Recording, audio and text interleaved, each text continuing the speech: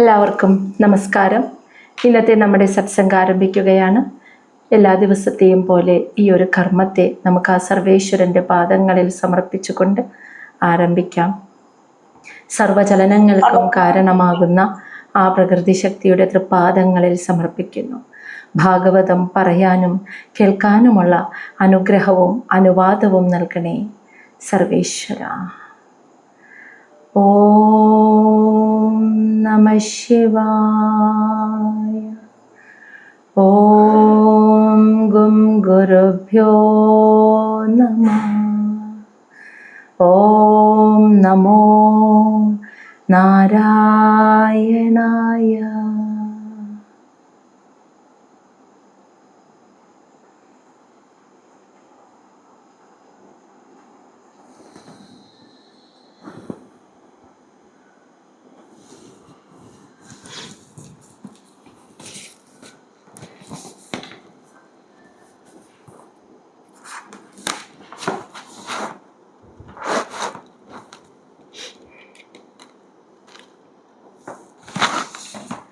ശ്രീമദ് മഹാഭാഗവതം ചതുർത്ഥ സ്കന്ധം അധ്യായം 2. മഹാദേവനും ദക്ഷനും തമ്മിലുള്ള ദക്ഷന് മഹാദേവനോട് ആ ഒരു ശത്രുത വരാനുള്ള, ദക്ഷൻ മഹാദേവനെ ശപിക്കുന്നതും അതാണ് നമ്മൾ ഈ ഒരു അധ്യായത്തിൽ കാണുന്നത്. അപ്പോൾ ഇന്നലെ നമ്മൾ 18 ശ്ലോകം വരെ കഴിഞ്ഞു.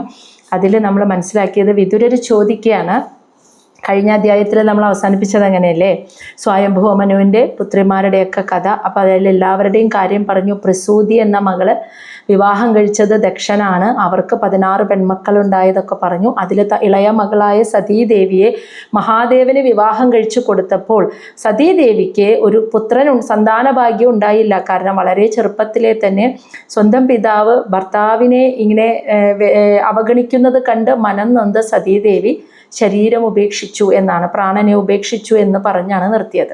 അപ്പോൾ വിതുരർ ചോദിക്കുകയാണ് മൈത്രേയ മഹർഷിയോട്, മഹർഷിയെ, ഇത്രയ്ക്ക് സദ്ഗുണസമ്പന്നനായിട്ടുള്ള സത്സ്വഭാവമുള്ളവരിൽ തന്നെ ശ്രേഷ്ഠനായിട്ടുള്ള മഹാദേവൻ, അദ്ദേഹത്തിനോട് എന്തുകൊണ്ടാണ് ദക്ഷപ്രജാപതിക്ക് അത്രമാത്രം പുത്രീ വാത്സല്യമുള്ള ആളാ, അതുകൊണ്ട് അവളുടെ ഭർത്താവിനെ ഞാൻ അവഗണിച്ചാൽ, അപമാനിച്ചാൽ എൻ്റെ മകളുടെ മനസ്സ് വേദനിക്കുമെന്നൊന്നും ചിന്തിക്കാതെ ഇത്രയ്ക്കൊരു ദേഷ്യം മഹാദേവനോട് തോന്നാനുള്ള കാരണം എന്താ?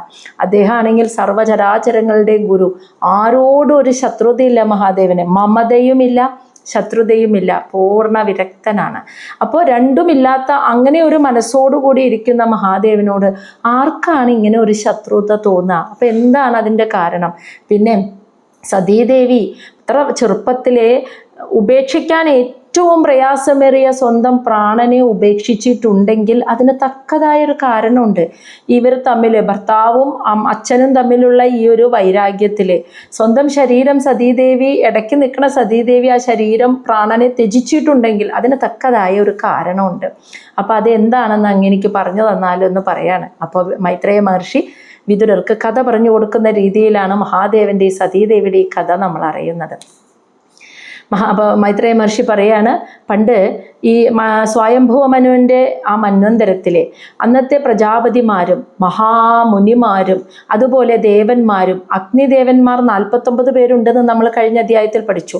അഗ്നിദേവന്മാരും ഇവരെല്ലാവരും കൂടി ചേർന്ന് ഒരു സത്രം നടത്താൻ, ഒരു യാഗം നടത്താനായിട്ട് തീരുമാനിച്ചു. അതിനെക്കുറിച്ചുള്ള കാര്യങ്ങൾ സംസാരിക്കാൻ വേണ്ടിയിട്ട് അവരൊരു സ്ഥലത്ത് ഒരുമിച്ച് കൂടി.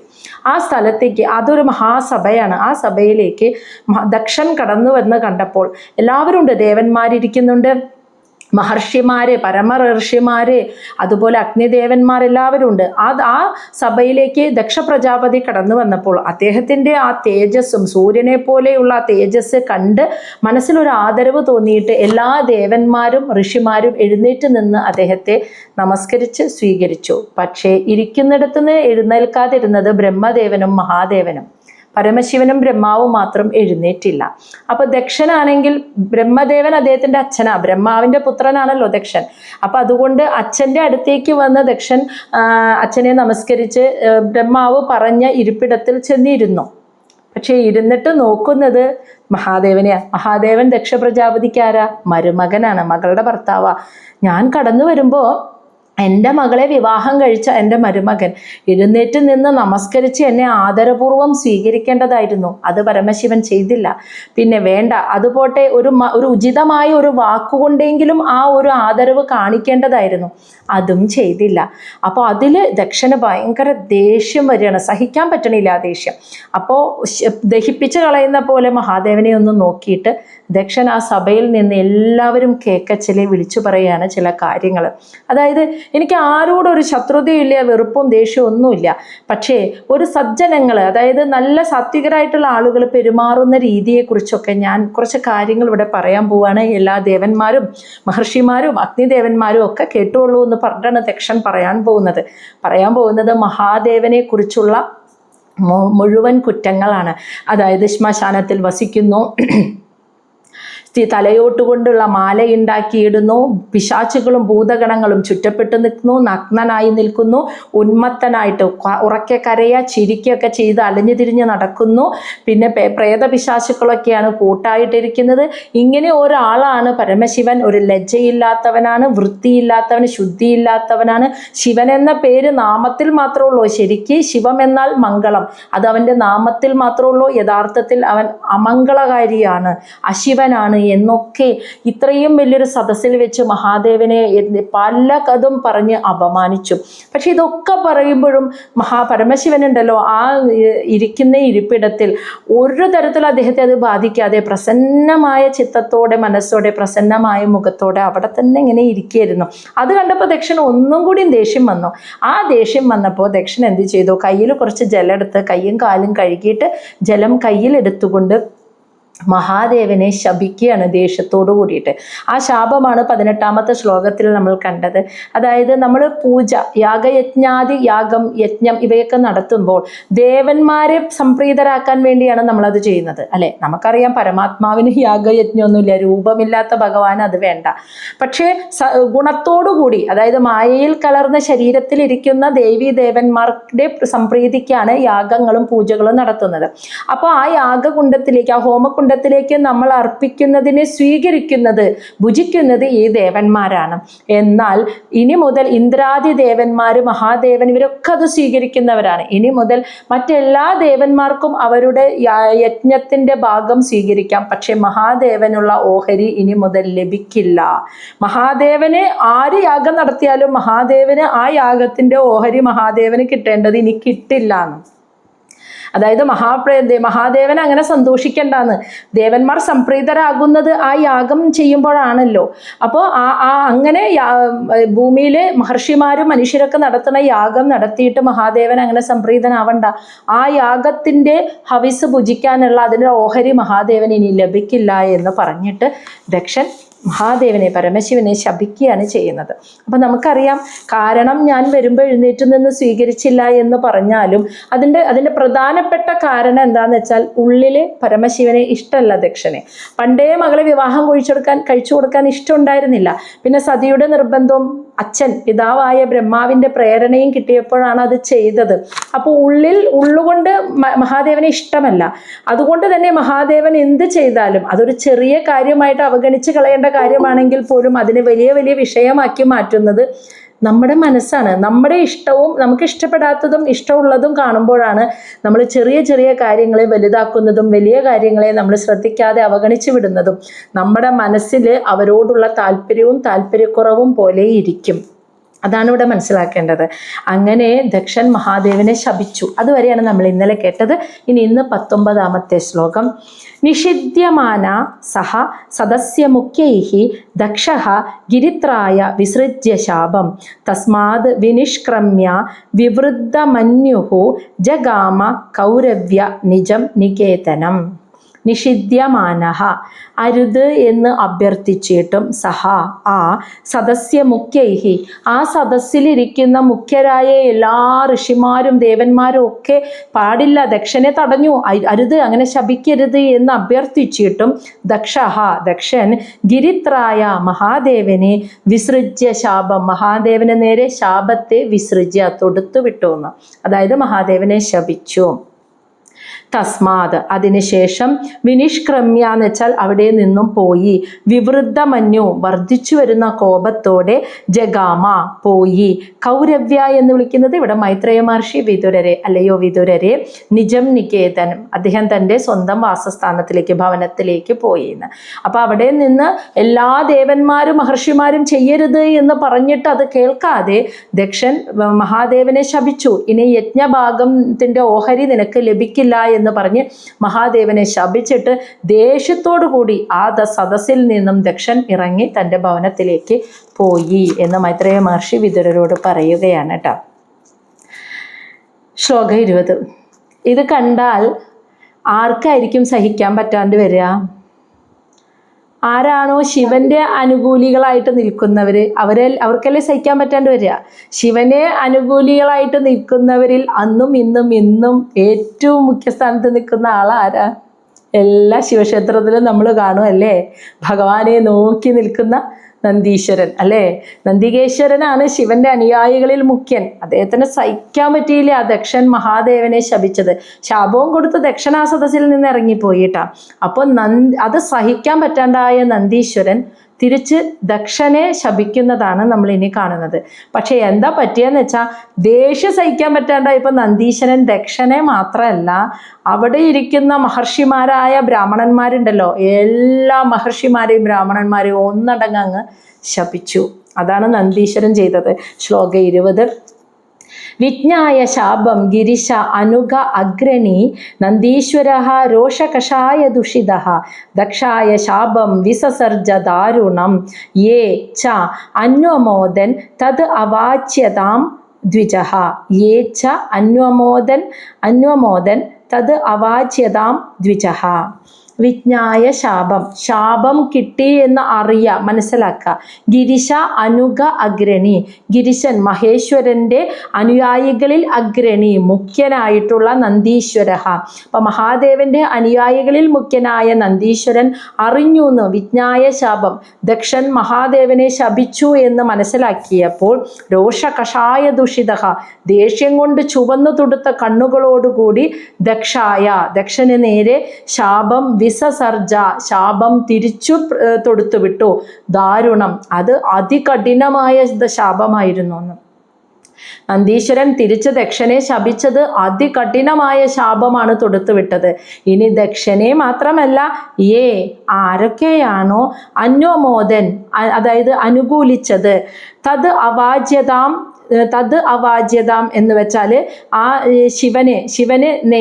ശിവനെ ദക്ഷൻ അപമാനിച്ചതിനെ അനുകൂലിച്ചത്, അന്വമോദൻ എന്ന് വെച്ചാൽ അനുകൂലിച്ചത് ആരൊക്കെയാണോ, ദ്വിജ എന്ന് വെച്ചാൽ ബ്രാഹ്മണർ. അപ്പൊ അവിടെ ഇരിക്കുന്ന ബ്രാഹ്മണന്മാർ എന്ന് വെച്ചാൽ പ്രമുഖരായ മഹർഷിമാര്, ആ ബ്രാഹ്മണന്മാരെയൊക്കെ ശാപത്തിൽ പെടുത്തി കളഞ്ഞു എന്ന്.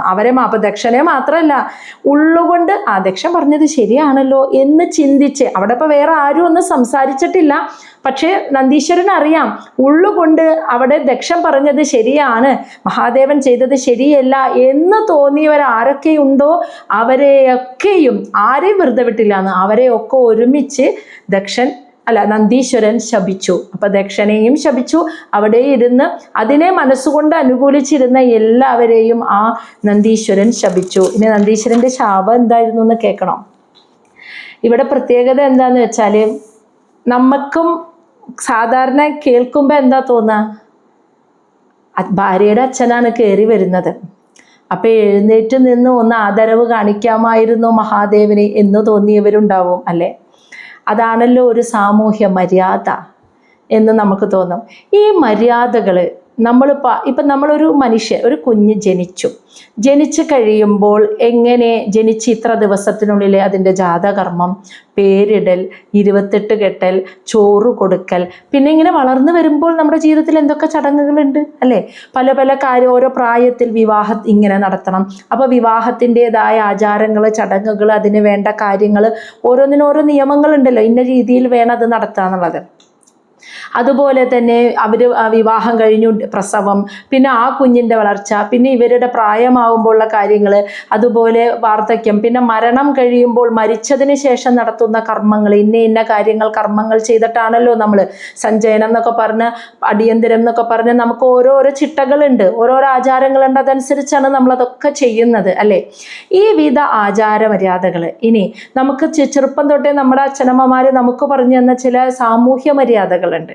ഒരു വീടിനകത്ത് ഒരു അച്ഛനോട് എങ്ങനെ പെരുമാറണം, അമ്മയോട്, അല്ലെങ്കിൽ അച്ഛനമ്മമാർ ഭാര്യ ഭർത്താക്കന്മാർ എങ്ങനെയായിരിക്കണം, മുതിർന്നവരുണ്ടെങ്കിൽ എങ്ങനെ, കുട്ടികളുണ്ടെങ്കിൽ എങ്ങനെ, ഇവിടെയൊക്കെ പാലിക്കേണ്ട ചില മര്യാദകൾ, ചില ചിട്ടകൾ, ഇതൊക്കെ ഈ സാമൂഹ്യ ജീവിതവുമായി ബന്ധപ്പെട്ട ഇങ്ങനെയുള്ള ആചാര അനുഷ്ഠാന മര്യാദ രീതികൾ, ഇതൊക്കെ നമുക്ക് എവിടുന്നാ കിട്ടിയേ?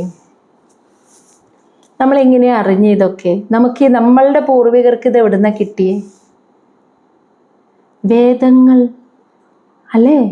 വേദങ്ങളാണ് നമുക്ക് ഈ അറിവ് പകർന്നു തരുന്നത്. ബ്രഹ്മാവ് വേദമെടുത്ത് തൻ്റെ മക്കളായിട്ട് മഹർഷിമാരെ ഉണ്ടാക്കി. ആ മഹർഷിമാരാണ് ഈ വേദത്തെ, ബ്രാഹ്മണന്മാരാണ് ഈ വേദത്തെ പറഞ്ഞു കൊടുക്കുന്നത്. വേദങ്ങളിലാണ് ഇങ്ങനെയൊക്കെയാണ് ജീവിക്കേണ്ടത്, ഈ സമൂഹത്തിൽ, ഈ ഭൂമിയിൽ, ഈ ലോകത്ത് ഇങ്ങനെയൊക്കെയാണ് ജീവിക്കേണ്ടത്, ഇതൊക്കെയാണ് ഓരോരോ ജീവിതത്തിൽ ഇപ്പോൾ എന്താ പറയുക, പിതൃപൂജ നടത്തുമ്പോൾ എങ്ങനെ ചെയ്യണം, ഏത് രീതിയിൽ ചെയ്യണം, ഏത് മന്ത്രം ജപിക്കണം, ഇതൊക്കെ വേദത്തിൽ പറഞ്ഞിട്ടുണ്ട്. അതുപോലെ ഒരു വിവാഹ ചടങ്ങ്, ഇപ്പോൾ ബലികർമ്മങ്ങൾ, ഇതുപോലെ ഓരോ സ്ഥലത്തും ജപിക്കേണ്ട നാമങ്ങൾ, നാമജപങ്ങൾ, അതിൻ്റെയൊക്കെ അർത്ഥം, ഇതിൻ്റെയൊക്കെ ഫലശ്രുതി, ലളിതാ സഹസ്രനാമം, ഇതൊക്കെ നമ്മൾ പറയണില്ലേ? ഇതൊക്കെ എവിടുന്നാണ് വരുന്നത്? ഇതൊക്കെ വേദങ്ങളിലാണ്. ആ വേദത്തിനെ തന്നെയാണ് ഉപനിഷത്താക്കി ഒന്നും കൂടി നമുക്ക് മനസ്സിലാകുന്ന രീതിയിലാക്കിയത്. അതിനെ തന്നെയാണ് ഒന്നും കൂടി നമുക്ക് മനസ്സിലാക്കുന്ന രീതിയിൽ ഭഗവത്ഗീത ആക്കിയത്. അതിനെ തന്നെയാണ് ഒന്നും കൂടി, അതൊക്കെ തത്വങ്ങളാണെങ്കിൽ ഒരു കഥകളിലൂടെ ഈ തത്വങ്ങളെ പറഞ്ഞു കൊടുക്കാൻ വേണ്ടിയാണ് പുരാണങ്ങളും ഭാഗവതവും ഒക്കെ ഉണ്ടാക്കിയത്. മറ്റേത് തത്വങ്ങളാണ്, വേദം, ഉപനിഷത്ത്, ഭഗവത്ഗീത എന്ന് പറഞ്ഞാൽ. പുരാണ കഥകൾ എന്നൊക്കെ പറഞ്ഞാൽ ഈ തത്വം തന്നെ കഥാരൂപത്തിൽ അവതരിപ്പിക്കുന്നതാണ് ഭാഗവതമാകുന്ന മറ്റു 18 പുരാണങ്ങളും. 17 പുരാണങ്ങളും ഭാഗവതവും, അപ്പോൾ 18 പുരാണങ്ങൾ. ഇതൊക്കെ കഥാരൂപത്തിൽ ഈ തത്വത്തെ തന്നെയാണ് പറഞ്ഞു കൊടുക്കുന്നത്. അപ്പോൾ എങ്ങനെയാണ് ഈ ലോകത്ത് ജീവിക്കേണ്ടത്, എന്തൊക്കെയാണ് അതിൽ പാലിക്കേണ്ട ധാർമ്മികമായ മര്യാദകൾ, ആചാരങ്ങൾ, അനുഷ്ഠാനങ്ങൾ. അപ്പോൾ വേദങ്ങളിൽ പറയുന്നത് എന്താണ്? ഭൗതികമായ ധർമ്മങ്ങളെ കുറിച്ചാണ് വേദത്തിൽ പറയുന്നത്. മനസ്സിലായില്ലേ? ഭൗതികമായ ധർമ്മങ്ങളെക്കുറിച്ചാണ് വേദത്തിൽ പറയുന്നത്. ഇനി നമ്മുടെ മഹർഷിമാർ അപ്പോൾ ഈ വേദത്തിൽ ഈ ഭൗതിക ധർമ്മങ്ങളെക്കുറിച്ച് പറയുമ്പോൾ, അതായത് ഈ ഭൗതിക, ഞാൻ പറഞ്ഞിരുന്നു ധർമ്മം തന്നെ ഭൗതിക ധർമ്മമുണ്ട്, ആത്മീയ ധർമ്മമുണ്ട്. ഈ ഭൗതിക ധർമ്മങ്ങളെക്കുറിച്ചാണ് ഈ വേദങ്ങളിൽ പറയുമ്പോൾ അവിടെ ഈ സമൂഹത്തിൽ എങ്ങനെ, അതായത് പുരുഷാർത്ഥം എന്ന് പറയില്ലേ, ധാർമ്മികമായ രീതിയിൽ പണം സമ്പാദിച്ച് സുഖസൗകര്യങ്ങളൊക്കെ അനുഭവിച്ച് ജീവിക്കാം. അപ്പോൾ അതിലും ആദ്യത്തെ ധർമ്മം, അർത്ഥം, കാമം, അതാണ് പ്രധാനമായിട്ടും പറയുന്നത്. അങ്ങനെ ജീവിക്കുന്ന ആദ്യത്തെ 3 അങ്ങനെ ജീവിക്കാം, ഇതാണ് വേദങ്ങളിൽ പറയുന്നത്. അപ്പൊ ഇതിന് ജീവിക്കാനായിട്ട് നമുക്ക് ഓരോ ആഗ്രഹങ്ങൾ സാധിക്കാൻ ഓരോരോ ഇന്നതിന് ഇന്ന ഈശ്വരനെ, ഇപ്പൊ സന്താനങ്ങളില്ലെങ്കിൽ ഭഗവാന്റെ ഇന്ന പൂജ ചെയ്യണം, മഴ പെയ്യാൻ ഇന്ന യാഗം നടത്തണം, ഇങ്ങനെയൊക്കെ ഗണപതി തടസ്സങ്ങൾ മാറാൻ ഒരു വീട് കയറി താമസിക്കുമ്പോൾ ഗണപതി ഹോമം നടത്തണം, ഇങ്ങനെയൊക്കെ നമ്മൾ പറയില്ലേ. ഈ അറിവുകളൊക്കെ നമുക്ക് വേദങ്ങളിൽ നിന്നാ കിട്ടി. ഇതൊക്കെ എന്തിനാ ചെയ്യണേ ഒന്ന് ആലോചിച്ച് നോക്കിയേ. ഇപ്പോൾ ഒരു വീട് പുതിയതായി താമസിക്കുമ്പോൾ നമ്മൾ ഗണപതി ഹോമം നടത്തുന്നു, എന്തിനാ ചെയ്യുന്നേ? ഒരു ഉത്തരം ഉണ്ടാവുള്ളൂ എല്ലാവർക്കും. നമുക്ക് സമാധാനത്തോടെ സന്തോഷത്തോടെ അതിനകത്ത് ജീവിക്കാൻ പറ്റണം, അതിന് ഈശ്വരാനുഗ്രഹം ഉണ്ടാവണം. ഇതല്ലേ, ഇതിനു വേണ്ടിയല്ലേ ചെയ്യണത്. ഇപ്പൊ മഴ പെയ്യാൻ ഒരു യാഗം നടത്തിയാൽ എന്താ? മഴ കിട്ടണം, വരൾച്ച മാറണം, എല്ലാവർക്കും സുഖമായി ഈ ഭൂമിയിൽ ജീവിക്കാൻ പറ്റണം. നമ്മളെ വീട്ടിൽ നിത്യവും നമ്മൾ നാമം ജപിക്കുന്ന എന്തിനാ? ഇപ്പൊ വിഷ്ണു സഹസ്രനാമം, ലളിതാ സഹസ്രനാമം, ഇതൊക്കെ നമ്മൾ ഇരുന്ന് ചൊല്ലണ എന്തിനാ? 101 തവണ 108 തവണയൊക്കെ ഇങ്ങനെ നാമം ജപിക്കുന്നതൊക്കെ എന്തിനാന്ന് ചോദിച്ചാൽ ഉത്തരം എന്താ? നമുക്ക് ഇവിടെ സമാധാനത്തോടെ, മോക്ഷത്തിന് വേണ്ടിയാണോ ആരെങ്കിലും ഇത് ചെയ്യുന്നത്? അല്ല. അതാണ് വാസ്തവം. ഒറ്റ ആളും ആ മുക്തി നേടാൻ വേണ്ടിയിട്ടൊന്നല്ല ചെയ്യുന്നത്. ഭാര്യയും ഭർത്താവും മക്കളും അച്ഛനും അമ്മ സഹോദരങ്ങളായിട്ട് കുടുംബജീവിതം നയിക്കുന്ന നമ്മുടെ കുടുംബം സുരക്ഷിതമായിരിക്കണം. നമ്മുടെ മക്കള്, നമ്മുടെ കുടുംബം നന്നായി പോകണം. ധാർമ്മികമായ രീതിയിൽ ഒരു കുടുംബജീവിതം നമുക്ക് നയിച്ച് എല്ലാം കൊണ്ടും സമാധാനത്തോടും ശാന്തിയോടും കൂടി ഈ ഭൂമിയിൽ ജീവിക്കാൻ പറ്റണം. ഇതിനു വേണ്ടിയല്ലേ നമ്മൾ ഈ കർമ്മങ്ങളൊക്കെ ചെയ്യുന്നത്. അപ്പോൾ ഈ വേദത്തിൽ പറയുന്ന രീതിയിലുള്ള നാമജപങ്ങൾ, യാഗങ്ങളും കർമ്മങ്ങളും ചെയ്യുന്നത് കാമ്യകർമ്മങ്ങളാണോ നിഷ്കാമ കർമ്മങ്ങളാണോ? ചിന്തിച്ചു നോക്കൂ. എന്താണ് അഭിപ്രായം? കാമ്യകർമ്മം, സംശയമില്ല. വിഷ്ണു സഹസ്രനാമം ജപിച്ചാൽ അവസാനം ഫലശ്രുതി ഉണ്ട്. ലളിതാ സഹസ്രനാമം ജപിച്ചാൽ അവസാനം ഫലശ്രുതി ഉണ്ട്. ഈ സഹസ്രനാമം ഇങ്ങനെ ജപിച്ചാൽ നിങ്ങൾക്ക് ഇന്നതൊക്കെ കൈവരും. ദേവീ മാഹാത്മ്യം ജപിച്ചാൽ ഇന്നതൊക്കെ കൈവരും പറയുന്നില്ലേ? എല്ലാത്തിനും ആ ഫലശ്രുതി പറയുന്നുണ്ട്. എന്ന് വെച്ചാൽ അതായത് ആ കാര്യങ്ങൾ സാധിച്ചെടുക്കാൻ വേണ്ടിയാണ് നമ്മൾ ഈ കാര്യങ്ങളൊക്കെ ചെയ്യുന്നത്. ഇന്നതുപോലെ ഇപ്പോൾ നവരാത്രി ദിവസങ്ങളിൽ 9 ദിവസം നമ്മൾ ഇന്നതൊക്കെ ആ വൃത്തിയോടുകൂടി എന്താ പറയുക, ആ ഒരു ശുദ്ധിയോടുകൂടി ദേവി മഹാത്മ്യ പാരായണം, ലളിതാ സഹസ്രനാമ പാരായണമൊക്കെ ലഭിച്ചു കഴിഞ്ഞാൽ ദേവിയുടെ അനുഗ്രഹം ഉണ്ടാവും. എന്താ സർവ്വ സൗഭാഗ്യങ്ങളും നേടും എന്നാണ് പറയുക. അല്ലാണ്ട് മുക്തിക്ക് വേണ്ടിയിട്ടാണോ ആരെങ്കിലും ഇത് ജപിക്കുന്നത്? അല്ല. നമ്മളുടെ ഈ ഭൗതിക ലോകത്തെ ജീവിതം നമുക്ക് സമാധാനത്തോടെ സന്തോഷത്തോടെ ഈ ലോകത്ത് ജീവിക്കണം. സുഖമായൊരു കുടുംബജീവിതം നയിച്ച് നമുക്ക് ജീവിക്കാൻ പറ്റണം. അല്ലലും ആരോഗ്യത്തിനും അല്ലലും ഒന്നുമില്ലാതെ. അതിന് ഭഗവാന്റെ അനുഗ്രഹം വേണം. ഈ ഒരു ആഗ്രഹം ഉള്ളിൽ വെച്ചുകൊണ്ടാണ് നമ്മളെല്ലാവരും വേദത്തിൽ പറഞ്ഞിരിക്കുന്ന സകല കർമ്മങ്ങളും ചെയ്ത് ആചാരാനുഷ്ഠാനങ്ങൾ ധാർമ്മികമായ രീതിയിലെല്ലാം അനുഷ്ഠിച്ച് ജീവിക്കുന്നത്. എന്ന് വെച്ചാൽ അതിൽ പറയുന്നതെല്ലാം കാമ്യകർമ്മങ്ങൾ ചെയ്യുന്ന രീതിയാണ്. എന്നാൽ ഇതിൻ്റെ ഒക്കെ ഉള്ളിൽ വേദത്തിൽ പറയാതെ പറയുന്ന ഗുഹ്യമായി വെച്ചിരിക്കുന്ന ആന്തരിക തത്വമുണ്ട്. അതാരും അറിയില്ല.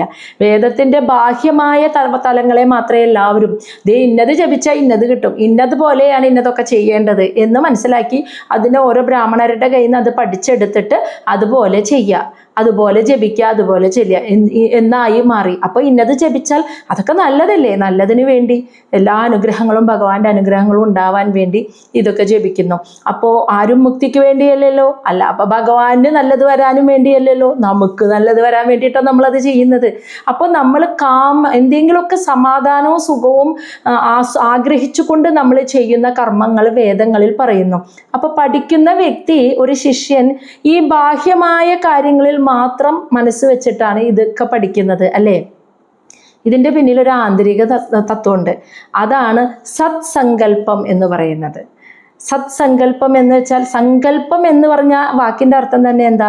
സത്തിനെ കൽപ്പിക്കുക ഒരു രൂപത്തിൽ. അതിനാണ് സങ്കല്പം എന്ന് പറയുന്നത്. സങ്കല്പം, സത്തിനെ, അതായത് രൂപമില്ലാത്ത ആ ചൈതന്യത്തിനെ ഒരു കൽപ്പിക്കുക, ഒരു രൂപമായിട്ടോ, ഒരു ദീപനാളമായിട്ടോ, അല്ലെങ്കിൽ ബ്രഹ്മാവായിട്ടോ വിഷ്ണുവായിട്ടോ മഹേശ്വരനായിട്ടോ ദേവിയായിട്ടോ ഏതെങ്കിലും രൂപത്തിൽ നമ്മൾ കൽപ്പിക്കുന്നതിനെയാണ് സങ്കല്പം എന്ന് പറയുന്നത്.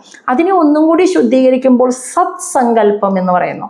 അതായത് സങ്കല്പം അത്രയും സത്തായിരിക്കണം. ഇപ്പം നമ്മൾ വേദങ്ങൾ പഠിക്കുമ്പോൾ ബ്രഹ്മാവിനെ ഇങ്ങനെയൊക്കെയാണ് പൂജിക്കേണ്ടത്, ഇങ്ങനെയൊക്കെയാണ് കാണേണ്ടത്. മഹാവിഷ്ണുവിനെ ഇന്ന രീതിയിലുള്ള നാമജപങ്ങൾ, ഇന്ന രീതിയിലുള്ള പൂജാവിധി, മഹാവിഷ്ണുവിൻ്റെ രൂപം, മഹാവിഷ്ണു ഇന്ന വൈകുണ്ഠത്തിൽ ഇങ്ങനെ കിടക്കുന്നു, ബ്രഹ്മാവ് താമരയിൽ ഇരിക്കുന്നു, മഹാദേവൻ്റെ രൂപം ഇങ്ങനെ, ഇന്ന വിധി പ്രകാരം ഇന്ന നാമങ്ങൾ ഇന്ന രീതിയിൽ ജപിക്കണം, ഇന്നതാണ് പുഷ്പങ്ങൾ, എല്ലാത്തിനും നിറം ഭേദം എല്ലാത്തിനും വ്യത്യാസങ്ങളുണ്ട് അല്ലേ യഥാർത്ഥ. അപ്പോൾ ഇത് പഠിക്കുന്ന വ്യക്തി ഞാൻ മഹാവിഷ്ണുവിന് ഇന്ന നാമങ്ങൾ ജപിച്ച് പ്രാർത്ഥിക്കണം. അപ്പോൾ മഹാവിഷ്ണുവിൻ്റെ അമ്പലത്തിൽ പോയി കഴിഞ്ഞാൽ മഹാദേവനെ ഓം നമഃ ശിവായ പറയാൻ പാടില്ല, അവിടെ മഹാവിഷ്ണു അല്ലേ ഇരിക്കുന്നത്. അപ്പോൾ മഹാവിഷ്ണുവിൻ്റെ നാമം തന്നെ ഞാൻ ജപിക്കണം. അപ്പോൾ മഹാദേവൻ്റെ പറയാൻ പാടില്ല. മഹാദേവൻ്റെ അമ്പലത്തിൽ പോയി കഴിഞ്ഞാൽ ഓം നമോ നാരായണായ പറയാൻ പാടില്ല, അവിടെ നമഃ ശിവായ തന്നെ ജപിക്കണം.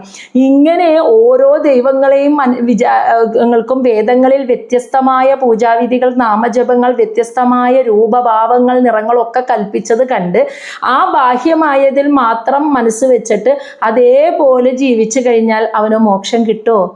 ഈ ബ്രഹ്മാവായും വിഷ്ണുവായും മഹേശ്വരനുമായും പല ഭാവത്തിലിരിക്കുന്നത് ഒരേ ഒരു ശക്തിയാകുന്ന ഒരേ ഒരു പരമാത്മാവ്, ഒരേ ഒരു പ്രകൃതി എന്ന ശക്തി, ഒരേ മായയുടെ സത്വരജ തമോ ഗുണങ്ങളിൽ നിന്നുണ്ടായതാണ് ഇതൊക്കെ. ബ്രഹ്മാവും വിഷ്ണു മഹേശ്വരന്മാരും.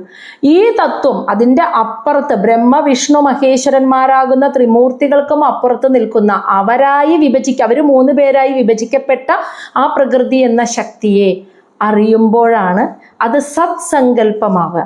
ആ സത്സങ്കല്പത്തിൽ നിന്നുകൊണ്ട് ആ ശക്തിയെ ഞാൻ ഈ 3 വിധത്തിൽ 3 ഭാവത്തിൽ പൂജിക്കുന്നു. എന്ന് വിചാരിച്ച് ചെയ്യുമ്പോഴാണ് ആ കർമ്മത്തിന് ഫലത്തെ ലഭിക്കുക. ആ സത്സങ്കല്പമില്ലാതെ ഈ കർമ്മത്തിൽ ഈ 3 രൂപത്തിൽ മാത്രം ആകൃഷ്ടരായി, ആ പൂജാവിധിയിൽ ആകൃഷ്ടരായി, ആ നാമജപത്തിൽ കൂടുതൽ ഇഷ്ടപ്പെട്ട് ചെയ്ത് അത് നമ്മളുടെ സുഖമായ ജീവിതത്തിന് വേണ്ടി നമ്മൾ ആരാധിച്ചാൽ നമുക്ക് ഫലത്തെ ലഭിക്കുമോ? ഇല്ല.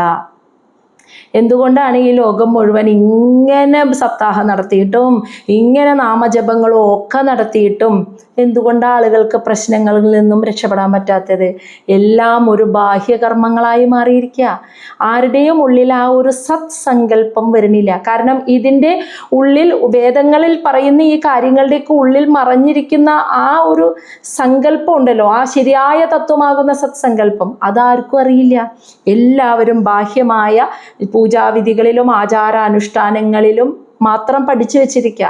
എന്നിട്ട് ഈ ലോക ജീവിതം സമാധാനവും ആരോഗ്യപരവും സന്തോഷപരവുമായി ജീവിക്കാൻ വേണ്ടി അതിൽ പറയുന്ന വിധിപ്രകാരം ജീവിക്കുന്നു. ഭൗതികമായ ധാർമ്മികമായ ഭൗതിക ധർമ്മത്തിലൂടെ ജീവിക്കുന്നു. ആത്മീയ ധർമ്മം എന്താണെന്ന് അറിയില്ല. മനസ്സിലായ? ഈ വേദങ്ങളുടെയൊക്കെ ഉള്ളിലെ പുറമേ മറഞ്ഞിരിക്കുന്ന തത്വം അതാണ്. അത് മനസ്സിലാക്കിയിട്ട് ഈ വിധികൾ, ഈ വിധിപ്രകാരമുള്ള പൂജയും ആരാധനയും ചെയ്യുമ്പോഴാണ് ഇതിനൊക്കെ യഥാർത്ഥ ഫലം ഉണ്ടാകുന്നത്.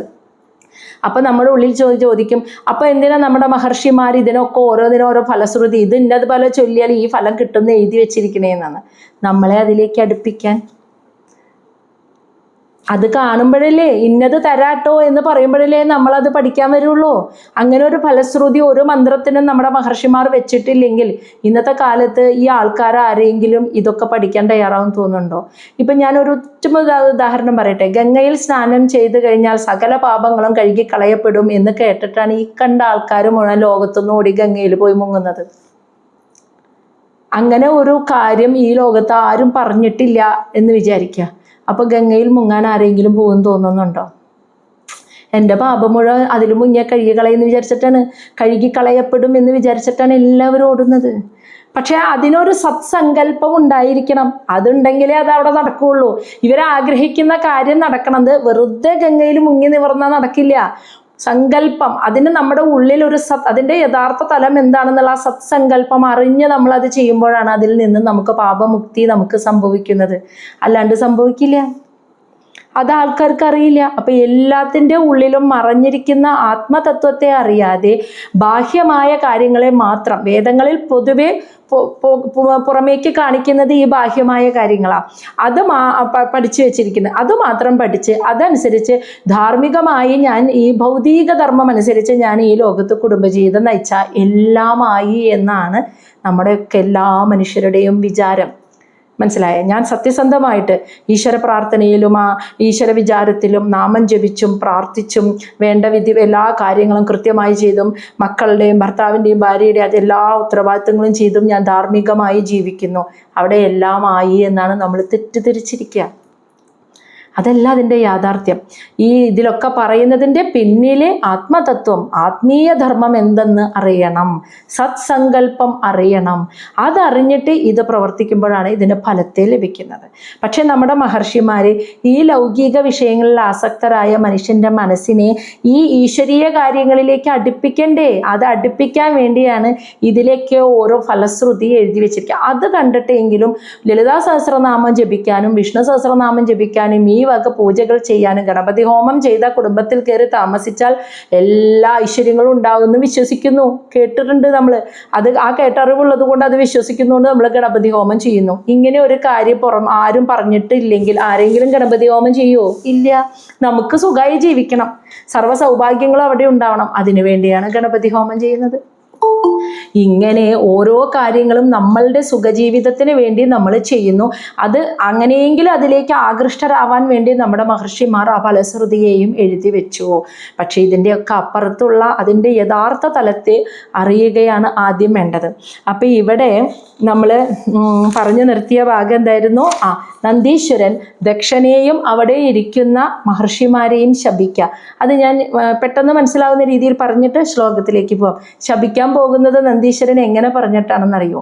ഇവിടെ ഇരിക്കുന്ന ദക്ഷൻ ഉൾപ്പെടെയുള്ള, ഇനി ദക്ഷൻ മഹാദേവനെ ശപിച്ചപ്പോൾ അതിനെ മനസ്സാൽ അനുകൂലിച്ചവരായ മഹർഷിമാരുണ്ടല്ലോ, ബ്രാഹ്മണന്മാര്, അവരൊക്കെ ആരൊക്കെയാണോ അതിനെ അനുകൂലിച്ചത്, അവർക്കൊന്നും വേദങ്ങളുടെ ബാഹ്യമായ തത്വത്തെ മാത്രം അറിഞ്ഞ് ആത്മതത്വത്തെ, ആത്മീയമായ തത്വത്തെ, ആ പരമതത്വത്തെ അറിയാൻ ഭാഗ്യമില്ലാത്തവരായി ഭവിക്കട്ടെ എന്ന് നന്ദീശ്വരൻ ശപിച്ചു എന്ന്.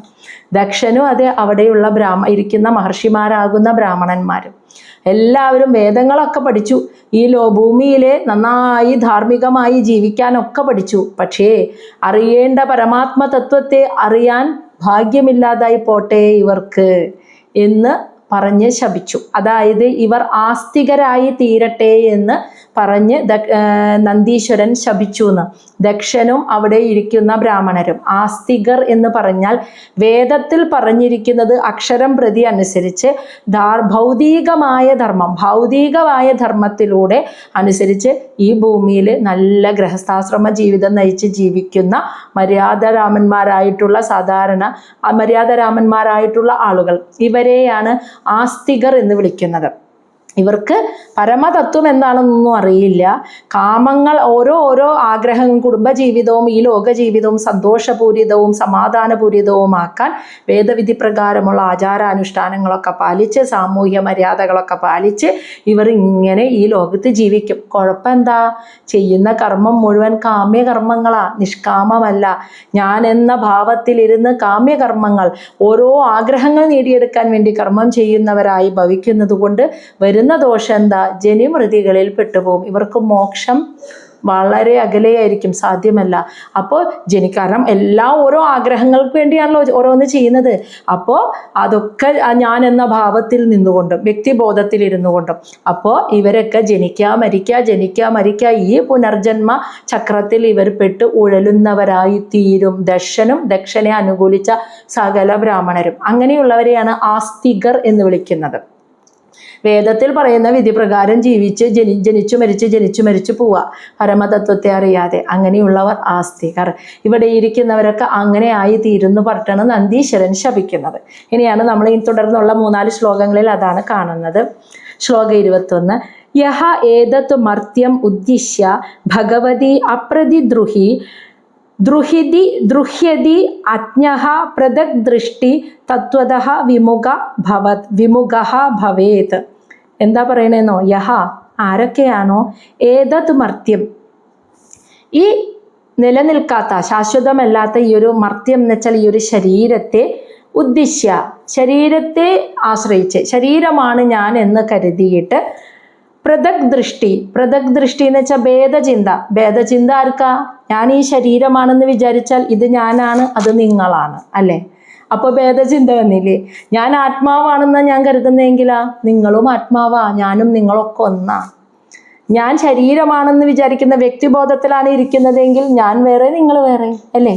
അപ്പോൾ ഇവിടെ ആരൊക്കെയാണോ ഈ ശരീരബോധത്തിൽ ഇരുന്നു കൊണ്ട്, അതാണ് ഏതത്മർത്യം ഉദ്ദേശിച്ച, ഞാൻ ശരീരമാണ് എന്ന് തെറ്റിദ്ധരിച്ച് പൃഥക് ദൃഷ്ട്യ, അതായത് ഭേദചിന്തയോടു കൂടിയിട്ട് ഭേദദർശനത്തോടു കൂടി ഇരുന്ന് ഭഗവതി അപ്രതിദ്രുഹി, അതായത് അപ്രതിദ്രുഹി എന്ന് വെച്ചാൽ ആരോടും ഒരു ശത്രുതയും ദേഷ്യവും ഇല്ലാത്ത ഭഗവതി എന്ന് പറഞ്ഞാൽ മഹാദേവനോട്, ദ്രുഹ്യതി അജ്ഞ, അറിവില്ലായ്മ കൊണ്ട് ദ്രുഹ്യതി, മഹാദേവനോട് തെറ്റ് ചെയ്തത് അവരെല്ലാം തത്വതഃ വിമുഖ ഭവേത്, തത്വതഃ ആ പരമതത്വത്തിൽ നിന്നും വിമുഖരായി ഭവേത്, ഭവിക്കുന്ന. ഇനി ഒരിക്കലും അവർക്ക് മുക്തിയില്ല, അവർ പരമജ്ഞാനം അറിയില്ല.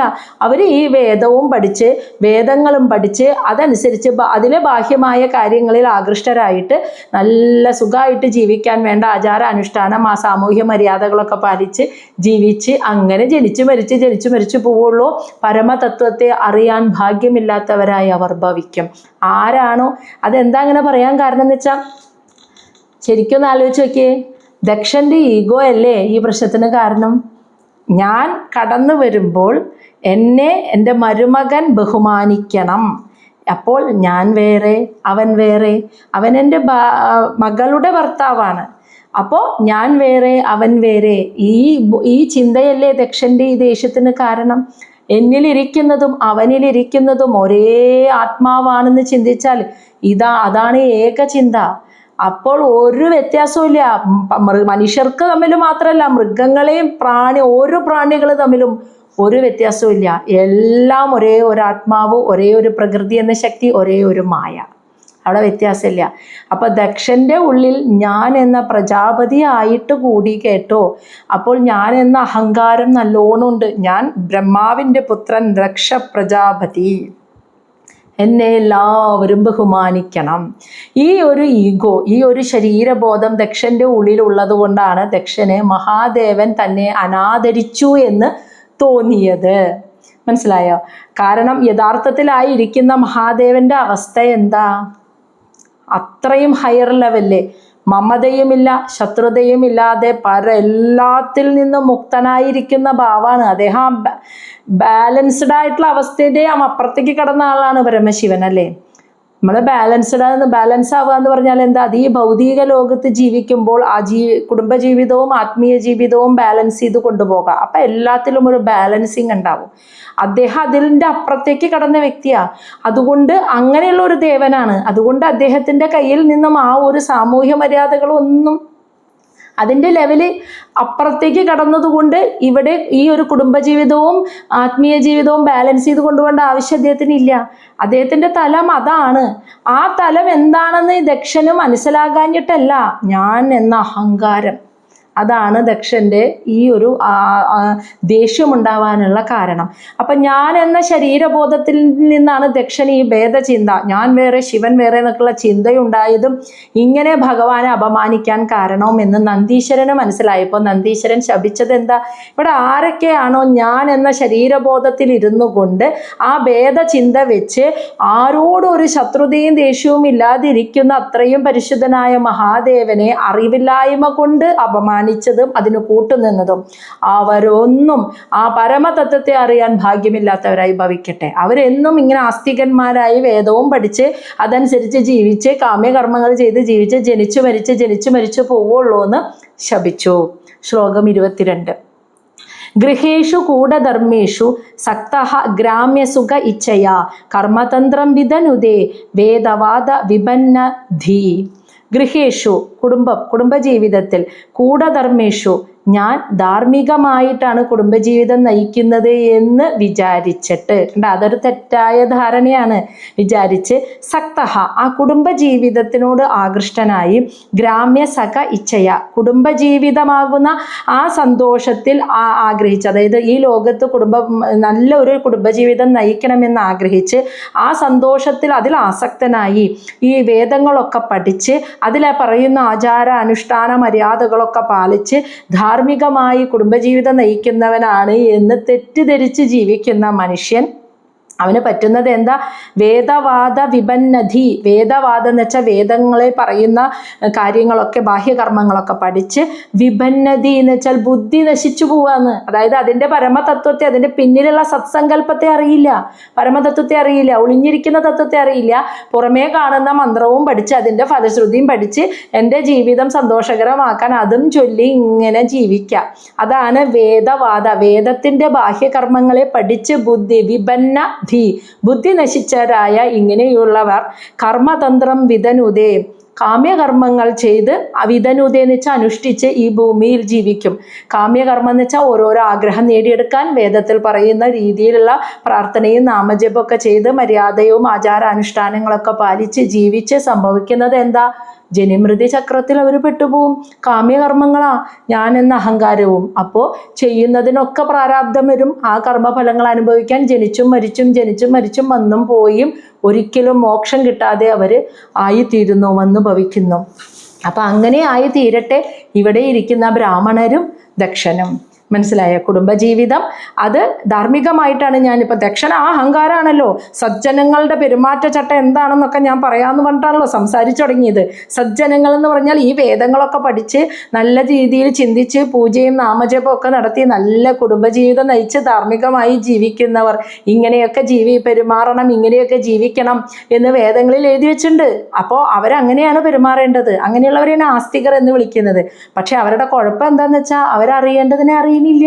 എന്നിട്ട് ഞാൻ എന്ന അഹങ്കാരത്തിലിരുന്ന് ജീവിക്കും.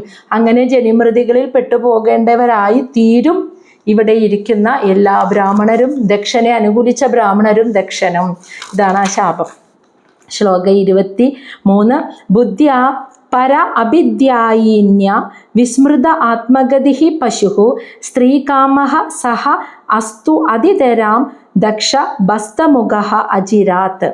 ബുദ്ധ്യ പര അഭിദ്യായിന്യാം, ഇങ്ങനെ ഒരു വേദം പഠിച്ച് ബാഹ്യകർമ്മങ്ങളെക്കുറിച്ച് മാത്രം മനസ്സിലാക്കി വെച്ച മൂഢബുദ്ധി ഉണ്ടല്ലോ, ആ നശിച്ചുപോയ ബുദ്ധിയോടെ പര അഭിദ്യായിന്യ എന്ന് വെച്ചാൽ അറിയേണ്ടതിനെ അറിയാതെ, ആത്മാവിനെ അറിയാതെ ശരീരമാണ് ഞാൻ എന്ന് തെറ്റിദ്ധരിച്ച് ജീവിച്ചു ബുദ്ധി നശിച്ചു പോയ അവർ വിസ്മൃത ആത്മഗതി, അങ്ങനെ ഇവിടെ ഇരിക്കുന്ന ഈ ആൾക്കാരുണ്ടല്ലോ, ഈ ബ്രാഹ്മണന്മാരും ദക്ഷനും, വിസ്മൃത ആത്മഗതി, ആത്മാവിനെ കുറിച്ച് അറിയാതെ, വിസ്മൃത എന്ന് വെച്ചാൽ അറിയാൻ ഭാഗ്യമില്ലാതെ, പശു ഒരു മൃഗത്തെ പോലെ ജീവിച്ച്, സ്ത്രീകാമഹ അതായത് ഒരു മൃഗത്തിൻ്റെ ജീവിതത്തിൽ അതിന് 3 കാര്യങ്ങൾ അറിയാലോ: ഭക്ഷണം, മൈഥുനം, മലമൂത്ര വിസർജനം. ഈ 3 കാര്യങ്ങളെ അവർക്കറിയുള്ളൂ. വേറെ എന്തെങ്കിലും അവർക്കറിയോ? ഇല്ല. അതാണ് ഒരു മൃഗതുല്യനായി ജീവിച്ചിട്ട് സ്ത്രീകാമഹ, അതായത് ഭക്ഷണം കഴിക്കുക, മൈഥുനം ചെയ്യുക, മലമൂത്ര വിസർജനം ചെയ്യുക, കൃത്യമായിട്ട് ഈ 3 കാര്യങ്ങളും മാത്രം അറിഞ്ഞ് സഹ അസ്തു അങ്ങനെ അറിയുന്നവരായി ഭവിക്കട്ടെ. സഹ അവന്മാർ അസ്തു അങ്ങനെയായി ഭവിക്കട്ടെ. അതുമാത്രമല്ല, അത് ദക്ഷനെ അനുകൂലിച്ചവരൊക്കെ അങ്ങനെയായി ഭവിക്കട്ടെ. ഇനി ദക്ഷന് ബസ്തമുഖ ആടിൻ്റെ മുഖം, മനസ്സിലായോ? അതിതരാം എന്ന് വെച്ചാൽ അധികം താമസിയാതെ ദക്ഷന് ആ ആടിൻ്റെ മുഖം അജിരാത്ത് ഉണ്ടായി തീരട്ടെ. അപ്പൊ ദക്ഷനെ അനുകൂലിച്ച എല്ലാ ബ്രാഹ്മണന്മാരും മനസ്സുകൊണ്ട് അത് ശരിയാണല്ലോ എന്ന് ആർക്കെങ്കിലും തോന്നിയിട്ടുണ്ടെങ്കിൽ, അങ്ങനെയുള്ള എല്ലാ ബ്രാഹ്മണന്മാരും പരമതത്വത്തെ, ആത്മാവിനെ അറിയാതെ ശരീരമാണെന്ന് ഞാൻ വിചാരിച്ച് ആത്മാവിനെ അറിയാൻ ഭാഗ്യമില്ലാത്തവരായി, മനുഷ്യനാണെങ്കിലും മൃഗതുല്യമായി ജീവിച്ച് വേണ്ടതിനെ അറിയാതെ ഭക്ഷണം കഴിക്കുക, മൈഥുനം, ലൈംഗിക ജീവിതം, അതാണ് സ്ത്രീ കാമഹ, പിന്നെ മലമൂത്ര വിസർജനം, ഈ 3 കാര്യങ്ങളെക്കുറിച്ച് മാത്രം അറിഞ്ഞൊരു മൃഗതുല്യനെ പോലെ ജീവിച്ച് മരിക്കും. അങ്ങനെയുള്ളവരായി തീരും. അവർ ആത്മതത്വം അറിയില്ല. ഇനി ദക്ഷനാകട്ടെ അതുപോലെ തന്നെ ആയിത്തീരുകയും ചെയ്യും. ഒപ്പം ദക്ഷന് ആടിൻ്റെ തല, ശിരസായിരിക്കും. ഇനി അധികം താമസിയാതെ ഉണ്ടാവട്ടെ എന്നും നന്ദീശ്വരൻ ശപിച്ചു. ശ്ലോകം 24. വിദ്യാബുദ്ധി അവിദ്യായാം കർമ്മയ്യ അസൗ ജഡഃ സംസരന്തു ഇഹ യേ ച അമും അനു ശർവ അവമാനിനം. വിദ്യാബുദ്ധി, സ്കൂളിൽ പോയിട്ട് ഭൗതിക വിദ്യാഭ്യാസത്താൽ കിട്ടുന്ന ബുദ്ധി ഉണ്ടല്ലോ, ആ ബുദ്ധി മൂലം അവിദ്യായാം അറിവില്ലായ്മ, അജ്ഞത, അതാണ് അവിദ്യ. അവിദ്യയെ പിന്തുടർന്ന് കർമ്മമയ്യാം കാമ്യമായിട്ട് ഓരോന്ന് ആഗ്രഹിച്ച് കർമ്മം ചെയ്ത് അസൗ ഈ ആളുകൾ ജഡ മൂഢന്മാരായി ഭവിക്കും. അപ്പോൾ ഈ വേദങ്ങളിൽ നിന്നും പഠിച്ച ബാഹ്യകർമ്മങ്ങളെക്കുറിച്ചൊക്കെ, ആചാരങ്ങൾ, പൂജാവിധികൾ, ഇതൊക്കെ പഠിച്ച് ഇതിൽ നിന്ന് കിട്ടുന്ന മൂഢബുദ്ധി മൂലം, അവിദ്യ മൂലം കാമ്യമായിട്ട് ഓരോന്ന് ആഗ്രഹിച്ച് കർമ്മം ചെയ്ത മൂഢന്മാരായി ഇവർ ഭവിക്കും. എന്നിട്ട് ഈ ലോകത്ത് സംസരന്തു വീണ്ടും വീണ്ടും ജനിച്ചു മരിച്ചും പോയിക്കൊണ്ടിരിക്കും. ഇവർക്ക് മോക്ഷം കിട്ടില്ല. അമും എന്ന് വെച്ചാൽ ആ ദക്ഷനെ അനു എന്ന് വെച്ചാൽ അനുകൂലിച്ചവർ, ശർവ അവമാനിന മഹാദേവനെ അപമാനിച്ചതിനെ ദക്ഷനെ അനുകൂലിച്ചവർ ആരൊക്കെയാണോ അവരൊക്കെ പരമതത്വത്തെ അറിയാതെ ഈ വേദങ്ങളെ പഠിച്ചു കിട്ടുന്ന അറിവ് വെച്ച് പൂജയും നാമജപവും നടത്തി ധാർമ്മിക ജീവിതം നയിക്കുകയാണ് എന്ന് വിചാരിച്ച് അതാണ് ശരിയെന്ന് നടിച്ച് അങ്ങനെ ജീവിച്ച് മൂഢന്മാരായിട്ട് ഈ ലോകത്ത് ജനിച്ചു മരിച്ചും പോയിക്കൊണ്ടിരിക്കും. ഇങ്ങനെയൊക്കെയാണ് നന്ദീശ്വരൻ അവരെ ശപിച്ചത്. ശ്ലോകം 25. ഗിരിശഃ ശ്രുതായ പുഷ്പിണ്യ മധുഗന്ധേന ഭൂരിണ മദ്ന ച ഉന്മദിത ആത്മന സമ്മുഹ്യന്തു ഹരദ്വിഷ. ഹരനെ, മഹാദേവനെ ആരൊക്കെയാണോ ഇവിടെ അപമാനിക്കുന്നതിന് കൂട്ടുനിന്നത്, അങ്ങനെ മഹാദേവനെ വെറുക്കുന്നവരായിട്ടുള്ള ഇവിടെ ഇരിക്കുന്ന ബ്രാഹ്മണന്മാരും ദക്ഷനും ഒക്കെ ഗിര എന്ന് വെച്ചാൽ ശ്രുതായ എന്ന് വെച്ചാൽ വേദത്തിലെ വാക്കുകൾ ആ വാക്കുകളെ കേട്ടിട്ട്, ആ വാക്കുകളുടെ പ്രത്യേകത എന്താ? പുഷ്പിണ്യ, നന്നായി പുഷ്പിച്ച് നിൽക്കുന്ന ഒരു പൂവ് എല്ലാവരെയും ഇങ്ങനെ ആകർഷിക്കില്ലേ, അതുപോലെ ആളുകളെ ആകർഷിക്കുന്ന രീതിയിൽ പുഷ്പിച്ച് നിൽക്കുന്ന മധുഗന്ധേന, തേനിൻ്റെ ഗന്ധമുള്ള ഭൂരിണ, അങ്ങനെ കുറേ പുഷ്പിച്ച് നിൽക്കുന്ന തേനിൻ്റെ ഗന്ധമുള്ള ആളുകളെ ആകർഷിക്കുന്ന കുറേ വേദവാക്കുകൾ ശ്രവിച്ച് മദ്ന മനസ്സ് മതിക്കപ്പെട്ട് ഉന്മദിത ആത്മന, അതായത് അങ്ങനെ മൂഢത്വത്തിൽ വീണുപോയ മനസ്സോടെ, അതാണ് മന്ദീഭവിച്ച മനസ്സോടെ, സമ്മുഹ്യന്തി അങ്ങനെയുള്ള ആസക്തിയിൽ പെട്ടുപോകുന്നവരായി തീരും ഇവിടെ ഇരിക്കുന്നവർ. അപ്പോൾ വേദത്തിൻ്റെ പ്രത്യേകത എപ്പോഴും ഓർക്കണ്ട. അതിൻ്റെ പിന്നിലെ സത്സങ്കല്പം വെക്കാതെ, അതിന് പിന്നിൽ ഇപ്പം നമ്മൾ അത്രി മഹർഷിയുടെ കാര്യം പറഞ്ഞു. അത്രി മഹർഷി എന്താ പ്രാർത്ഥിച്ചത്? ആരാണോ ഈ പ്രകൃതിയെ നിയന്ത്രിക്കുന്ന ശക്തി, ഈ പ്രപഞ്ചത്തെ നിയന്ത്രിക്കുന്ന ശക്തി, ആ ശക്തി എനിക്ക് പുത്രനായിട്ട് വരണമെന്ന അത്രി മഹർഷി തപസ് ചെയ്തത്. അല്ലാതെ ഒരു ദേവനെയല്ല, അത് സത്സങ്കല്പമായിരുന്നു. ആ സങ്കല്പത്തിൽ തപസ് ചെയ്തപ്പോൾ വന്നത് ആരൊക്കെയാ? ബ്രഹ്മ വിഷ്ണു മഹേശ്വരന്മാർ, ത്രിമൂർത്തികൾ 3 പേരും വന്നു. കാരണം ഇവർ 3 പേരാണ് ആ ശക്തി. ആ ശക്തി 3 സൃഷ്ടിസ്ഥിതി സംഹാര കർമ്മങ്ങളെ നിർവഹിക്കാൻ 3ആയി പിരിഞ്ഞതാ. ഇതുപോലെ ഒരു സങ്കല്പം നമുക്ക് വീട്ടിലും വെക്കാം. നമ്മുടെ വീട്ടിൽ ഇപ്പം ഞാനായിരിക്കുന്നത്, മകളായിരിക്കുന്നത്, മകനായിരിക്കുന്നത്, അച്ഛനായിരിക്കുന്നത്, അമ്മയായിരിക്കുന്നത്, ഭർത്താവായിരിക്കുന്നത് ഒരേ ഞാൻ തന്നെയാണ്. പല പല കർമ്മങ്ങൾ ചെയ്യാൻ പലതായിരിക്കുന്നത് എന്നൊന്ന് വിചാരിച്ചു നോക്കിയേ, വഴക്കുണ്ടാവില്ലേ വീട്ടിൽ? ഞാൻ വേറെ, അത് അച്ഛനല്ലേ, അത് ഭർത്താവല്ലേ, ഇത് ഭാര്യയല്ലേ, ഇത് മോളല്ലേ, മരുമകളല്ലേ. ഈ ഭേദചിന്തയാണ് ഈ സ്പർദ്ധയ്ക്ക് എല്ലാത്തിനും കാരണം. ഭേദചിന്തയുടെ ഉണ്ടാവാനുള്ള കാരണം എന്താ? ഞാൻ എന്ന വ്യക്തിബോധം. അതിൽ നിന്നാണ് ഭേദചിന്ത ഉണ്ടാവുന്നത്. അതിൻ്റെ ബേസ് ഞാൻ എന്ന അഹമാണ് എല്ലാത്തിൻ്റെയും ബേസ്. അതിൽ നിന്നാണ് പിന്നെ ഇതൊക്കെ ഉണ്ടാകുന്നത്. അപ്പോൾ ഒരേ ഒരു പ്രകൃതി ശക്തിയാണ് സൃഷ്ടിയും സ്ഥിതിയും സംഹാരവും 3 കാര്യങ്ങൾ ചെയ്യാൻ 3ആയി പിരിഞ്ഞത്. അതുകൊണ്ട് ആ ശക്തിയെ തപസ് ചെയ്തപ്പോൾ 3 പേരും വന്നു. അതാണ് സത്സങ്കല്പം എന്ന് പറയുന്നത്. ആ സങ്കല്പമില്ലാതെ, ആ ഉള്ളിൽ മറഞ്ഞിരിക്കുന്ന ആ തത്വത്തെ അറിയാതെ, വേദത്തിൽ പുറമേക്ക് കാണിക്കുന്ന പുഷ്പിച്ച തേനിൻ്റെ ഗന്ധമുള്ള വാക്കുകളും നാമങ്ങളും ആചാര രീതികളും മര്യാദകളും ബാഹ്യമായ കർമ്മങ്ങളെക്കുറിച്ച് പഠിച്ചു വെച്ച് അതിൽ ഉന്മത്തരായിട്ട്, ഇങ്ങനെ സ്വാധീനിക്കപ്പെട്ട മനസ്സോടുകൂടിയവർ ഈ ഭൗതിക ലോകത്ത് ആസക്തരായി ഇങ്ങനെ ജീവിക്കുന്നവരായി മാറും. ഇവിടെ ഇരിക്കുന്ന ശിവനെ വേദനിപ്പിച്ച എല്ലാവരും. ഇതായിരുന്നു നന്ദീശ്വരൻ്റെ ശാപം. അതായത് ആസ്തികന്മാരായി ഭവിക്കും. ജനിച്ചും മരിച്ചും ധാർമ്മിക ജീവിതം, കുടുംബജീവിതം നയിക്കുന്ന കാമ്യകർമ്മങ്ങൾ ചെയ്യുന്ന വേദവിധി പ്രകാരം ജീവിക്കുന്നവരായിരിക്കും. വേദവിധി പ്രകാരം ജീവിക്കുന്നവർക്ക് മോക്ഷം കിട്ടില്ല. കാരണം എന്താ? അവർ വേദത്തിൽ എല്ലാത്തിനും ഇന്നത് ചെയ്താൽ ഇന്നതുപോലെ ചെയ്യണം. പിതൃക്കൾക്ക് മോക്ഷം കിട്ടണമെങ്കിൽ ഇന്ന രീതിയിലുള്ള പിതൃകർമ്മങ്ങൾ ചെയ്യണമെന്ന് പറയുന്നു. നാം അതിൻ്റെ മന്ത്രങ്ങൾ എഴുതി വെച്ചിരിക്കുന്നു. അപ്പോൾ ചെയ്യുന്ന ആള് ഈ മന്ത്രം ജപിച്ച് ഈ കർമ്മം ചെയ്താൽ എൻ്റെ പിതാവിന് മോക്ഷം കിട്ടുന്ന വിചാരിക്കണേ. ആ മന്ത്രത്തിലും ആ കർമ്മവും ചെയ്താൽ മാത്രം മതിയോ? ആ ചെയ്യുന്ന വ്യക്തിയുടെ ഉള്ളിൽ ആ സങ്കല്പം ഉണ്ടാവണം. അതാണ് അതിൻ്റെ ഉള്ളിൽ മറഞ്ഞിരിക്കുന്ന രഹസ്യം. ആ സങ്കല്പം കൂടി വന്നു വരുമ്പോഴാണ് ഈ ചെയ്യുന്ന കർമ്മത്തിന് ഫലമുണ്ടാവുകയുള്ളൂ. അതിലെ നമ്മൾ ഓരോ മന്ത്രം ജപിക്കുമ്പോഴും ശരിയായ അതിൻ്റെ അർത്ഥം അറിയുമ്പോൾ, ആ അർത്ഥത്തെ അറിഞ്ഞ് ആ സങ്കല്പത്തിൽ നിന്നുകൊണ്ട് നമ്മൾ മന്ത്രം ജപിക്കുമ്പോഴാണ് നമുക്ക് ഫലം ലഭിക്കുക. ഇത് വെറുതെ അതിൻ്റെ അർത്ഥം അറിയില്ല, ഒന്നും അറിയില്ല, ഒരു സങ്കല്പവും ഇല്ല, എന്നിട്ട് 101 തവണ ഇരുന്ന് ജപിച്ചിട്ട് വല്ല കാര്യമുണ്ടോ? എന്നിട്ട് പറയുന്നത് കേൾക്കാം, ഇങ്ങനെയൊക്കെ ഞാൻ ചെയ്തിട്ട് ഒരു ഗുണവും എനിക്ക് സങ്കടം മാറണേ ഇല്ല, എൻ്റെ ദുഃഖം മാറണേ ഇല്ല എന്ന്. അതിൻ്റെ അർത്ഥം അറിഞ്ഞ് ആ സങ്കല്പം മനസ്സിൽ നിന്നുകൊണ്ട് വേണം ആ നാമം ജപിക്കാൻ. ഇതറിയില്ല ആളുകൾക്ക്. അപ്പോൾ അങ്ങനെയുള്ള ആസ്തികന്മാരായി ഭവിക്കുന്നത് കൊണ്ട് അവർക്ക് മോക്ഷവും ലഭ്യമല്ല. അങ്ങനെ ഇവിടെ ഇരിക്കുന്ന ശിവവിരോധികളൊക്കെ ഈ ഭൂമിയിൽ എങ്ങനെ ഭൗതിക വിഷയങ്ങളിൽ ആസക്തരായി വേദത്തിൽ പറയുന്ന പുഷ്പിച്ച വാക്കുകളും കേട്ട് മനസ്സതിൽപ്പെട്ട് അങ്ങനെ ജനിച്ച് മരിച്ച് ഇവിടെ ജീവിക്കുകയുള്ളൂ. അവർക്ക് പരമതത്വവും മോക്ഷവും അറിയില്ല. ശ്ലോകം 26. ഇനി ബ്രാഹ്മണന്മാർക്ക് അദ്ദേഹം ഒരു ശാപം കൊടുക്കുകയാണ് കേട്ടോ നന്ദീശ്വരൻ. സർവഭക്ഷഃ ദ്വിജഃ വൃത്യൈഃ ധൃത വിദ്യ തപ വൃതഃ വിത്തദേഹ ഇന്ദ്രിയ ആരാമ യാചക വിചരന്തു ഇഹ. ദ്വിജ, ഇവിടെ ഇരിക്കുന്ന ബ്രാഹ്മണന്മാരൊക്കെ ഭക്ഷഹ എന്ന് വെച്ചാൽ എന്ത് കിട്ടിയാലും കഴിക്കുന്നവരായി തീരുന്ന് ഭാവിയിൽ. പിന്നെ വൃത്യൈഹി, അതായത് വേദം വേദം വിറ്റ് കാശുണ്ടാക്കുന്നവർ, വേദം പറഞ്ഞു കൊടുത്ത് ഉപജീവനം നയിക്കുന്നവർ, വേദത്തെ ഉപജീവന മാർഗമാക്കുന്നവരായി മാറും. പിന്നെ വിദ്യ തപ വൃത, വിദ്യ തപസ്, കഠിനവ്രതങ്ങൾ, ഇവയൊക്കെ സ്വീകരിച്ചവരാണ് ഈ ബ്രാഹ്മണന്മാർ. എന്നിട്ട് പോലും വിത്ത, ദേഹ, ഇന്ദ്രിയ, ആരാമ. വിത്തം എന്ന് വെച്ചാൽ ധനം, ദേഹം, ഇന്ദ്രിയ സുഖങ്ങൾ, ഇവയിൽ ആരാമ ആസക്തിയുള്ളവരായി മാറും. അറിവും നേടി, വിദ്യ നേടി, തപസ് ചെയ്ത് വ്രതവും അനുഷ്ഠിച്ച ഈ ബ്രാഹ്മണന്മാർ പക്ഷേ ധനം, ദേഹം, ശരീരം, ഇന്ദ്രിയ സുഖങ്ങൾ ഇതിൽ ആസക്തരായി ഭവിക്കും.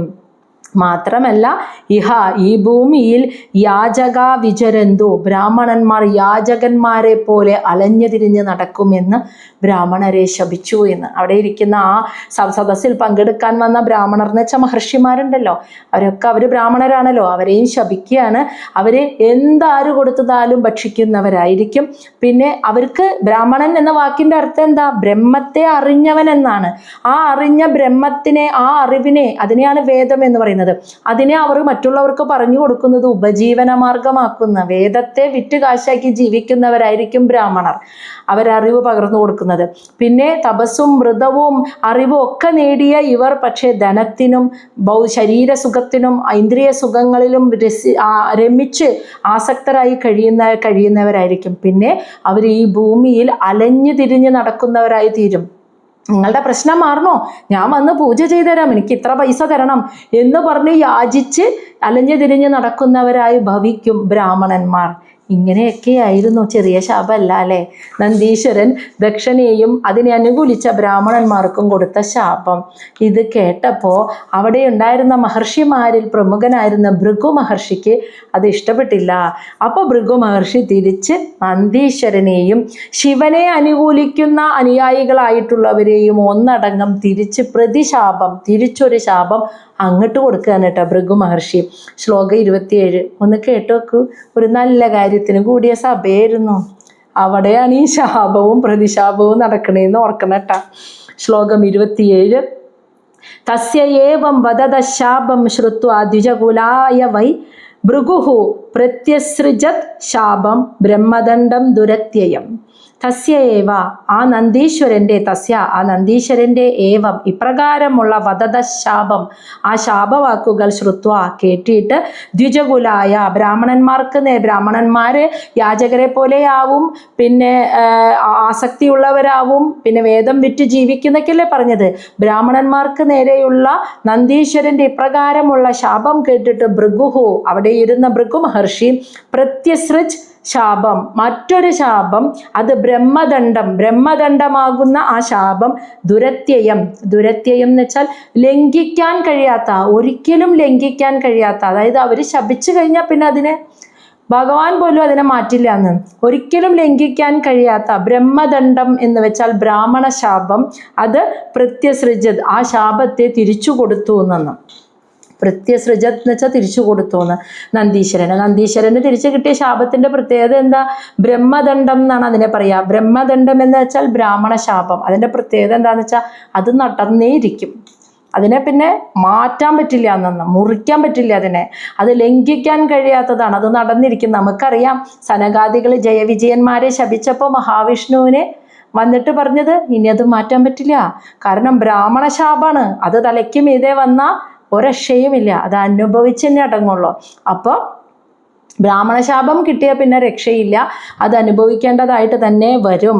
അതുകൊണ്ട് അതാണ് ബ്രാഹ്മണശാപത്തെ ബ്രഹ്മദണ്ഡം എന്ന് വിളിക്കുന്നത്. അങ്ങനെ ഒരു ബ്രാഹ്മണശാപം ഭൃഗു മഹർഷി നന്ദീശ്വരനും മാത്രമല്ല മഹാദേവന്റെ അനുയായികൾക്കൊക്കെ, ശിവഭക്തർ എന്ന് പറഞ്ഞാൽ സാധാരണ രീതിയിലുള്ള ശിവഭക്തരെ എല്ലാട്ടും ഉദ്ദേശിക്കുന്നത് തീവ്രമായ ശിവഭക്തർ, ഉദാഹരണത്തിന് അഘോരികളെ പോലെയുള്ള ശിവഭക്തരുണ്ടല്ലോ, അങ്ങനെയുള്ള ശിവഭക്തർ, അതായത് ശിവൻ എങ്ങനെയാണോ അതേപോലെ തന്നെ ജീവിക്കുന്ന ശിവഭക്തർ.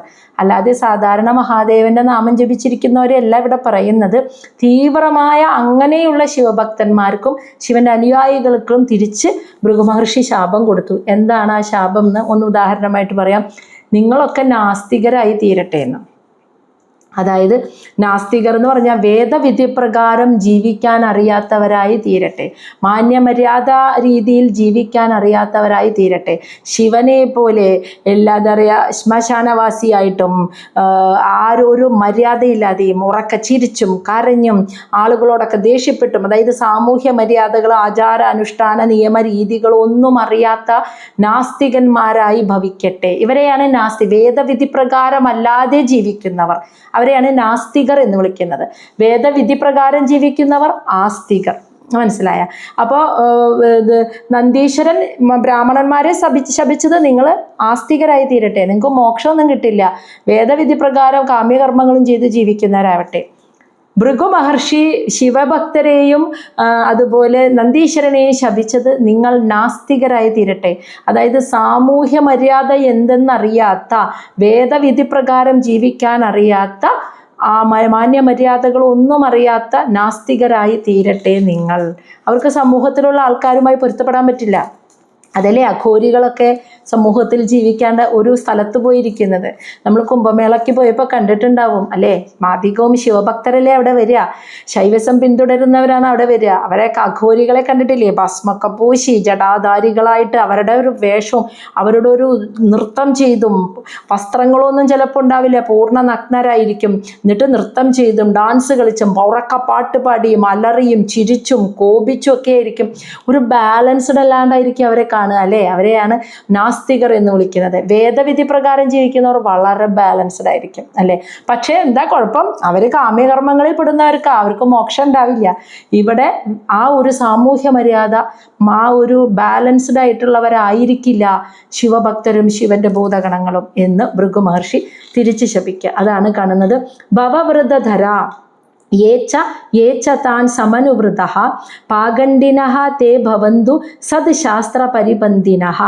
ഭവവൃതധര, ഭവൻ മഹാദേവനെ, വൃതധര കഠിനമായ വ്രതത്തിലൂടെ ആരാധിക്കുന്നവർ, യേച്ച ആരാണോ, യേച്ച താൻ സമനുവൃത ആരൊക്കെയാണോ അവരെ പിന്തുടരുന്നവരും. അപ്പൊ മഹാദേവനെ കഠിനവ്രതത്തോടെ ആരാധിക്കുന്ന മഹാദേവന്റെ ഭക്തർ എന്ന് വെച്ചാൽ മഹാദേവൻ എങ്ങനെയാണോ അങ്ങനെ തന്നെ ജീവിക്കുക, അതേപോലെ തന്നെ രൂപത്തിലും സ്വഭാവത്തിലും അങ്ങനെ തന്നെ ആയിരിക്കുന്ന, തമോ ഗുണം കൂടി നിൽക്കുന്ന അവസ്ഥയിൽ നിൽക്കുക, ബാലൻസ്ഡ് അല്ലാണ്ട്.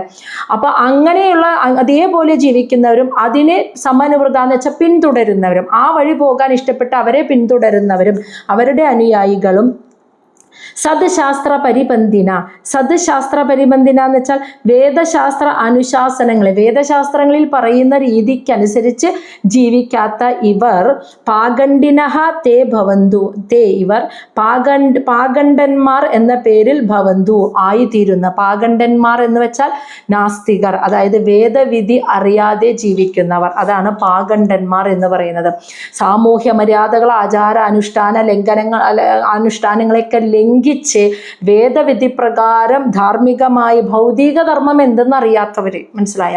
അങ്ങനെയുള്ള അവർ ചിലപ്പോൾ നമ്മളെ ആളുകളെ, സാധാരണക്കാരെ കണ്ടാൽ ചിലപ്പോൾ ദേഷ്യപ്പെടും, കല്ലെടുത്തെറിയും, ചീത്ത പറയും, ഉറക്കം ഓളിടും, ഉറക്ക ചിരിക്കും, വസ്ത്രമിടില്ല പൊതുനിരത്തിലൂടെ നടക്കുമ്പോൾ. അങ്ങനെ ഒരു ബാലൻസ്ഡ് അല്ലാതെ ജീവിക്കുന്ന അവരെയാണ് പാഗണ്ഡന്മാർ എന്ന് വിളിക്കുന്നത്. അതാണ് പാഗണ്ഡിനഃ തേ ഭവന്തു, അവർ പാഗണ്ഡന്മാർ ആയി ഭവിക്കുമെന്ന് ഭൃഗു മഹർഷി ശപിച്ചു. ആര്? ശിവനെ കഠിനവ്രതത്തോടെ ആരാധിക്കുന്ന ഭക്തന്മാരും അവരെ പിന്തുടരുന്നവരും. ശ്ലോകം 29. നഷ്ടശൗച മൂഢധിയ ജടാഭസ്മ അസ്ഥിധാരിണ വിശന്തു ശിവദീക്ഷായാം യത്ര ദൈവം സുരാസവം. നഷ്ടശൗചം, ശുദ്ധിയും വൃത്തിയും ഉണ്ടാവില്ല അവർക്ക്. മൂഢധിയ, മൂഢബുദ്ധിയുള്ളവരായിരിക്കും ഈ നാസ്തികന്മാർ, ഈ പാഗണ്ഡന്മാർ. ജടാഭസ്മ അസ്ഥിധാരിണ, ജട ധരിച്ച് ഭസ്മം പൂശി അസ്ഥി കൊണ്ട് മാലയുണ്ടാക്കിയിട്ട് ധരിച്ചിരിക്കുന്നവരായിരിക്കും ഇവർ. അതുമാത്രമല്ല സുരാസവം, അതായത് വീഞ്ഞും മദ്യവും കൊണ്ട് എത്ര ദൈവം, ഏതൊരു ദൈവത്തെയാണോ ആരാധിക്കുന്നത് ആ ശിവദീക്ഷായാം, ആ ശിവാരാധനാ രീതിയെ വിശന്തു കൈക്കൊള്ളുന്നവരായിരിക്കും ഇവർ. അതായത് സാധാരണ രീതിയിലുള്ള സാത്വികമായതല്ല, അതായത് മദ്യം കുടിച്ചും ലഹരി വസ്തുക്കൾ കഴിച്ചും. ആ അഘോരികളെയൊക്കെ കണ്ടിട്ടില്ലേ, അവർ പുകവലിക്കാം, മദ്യം കുടിക്കാം, ലഹരി വസ്തുക്കൾ കഴിക്കുക, അവർ ചിലപ്പോൾ മാംസവും രക്തമൊക്കെ ആയിരിക്കും ശിവലിംഗത്തിൻ്റെ മുകളിൽ ഒഴിക്കുക. അങ്ങനെയുള്ള രീതിയിൽ ശിവനെ ആരാധിക്കുന്നവരായി ഭവിക്കും ഈ നാസ്തികർ. ശിവൻ്റെ ഭൂതഗണങ്ങളും ശിവൻ്റെ ഭക്തന്മാരും അങ്ങനെയുള്ളവർ.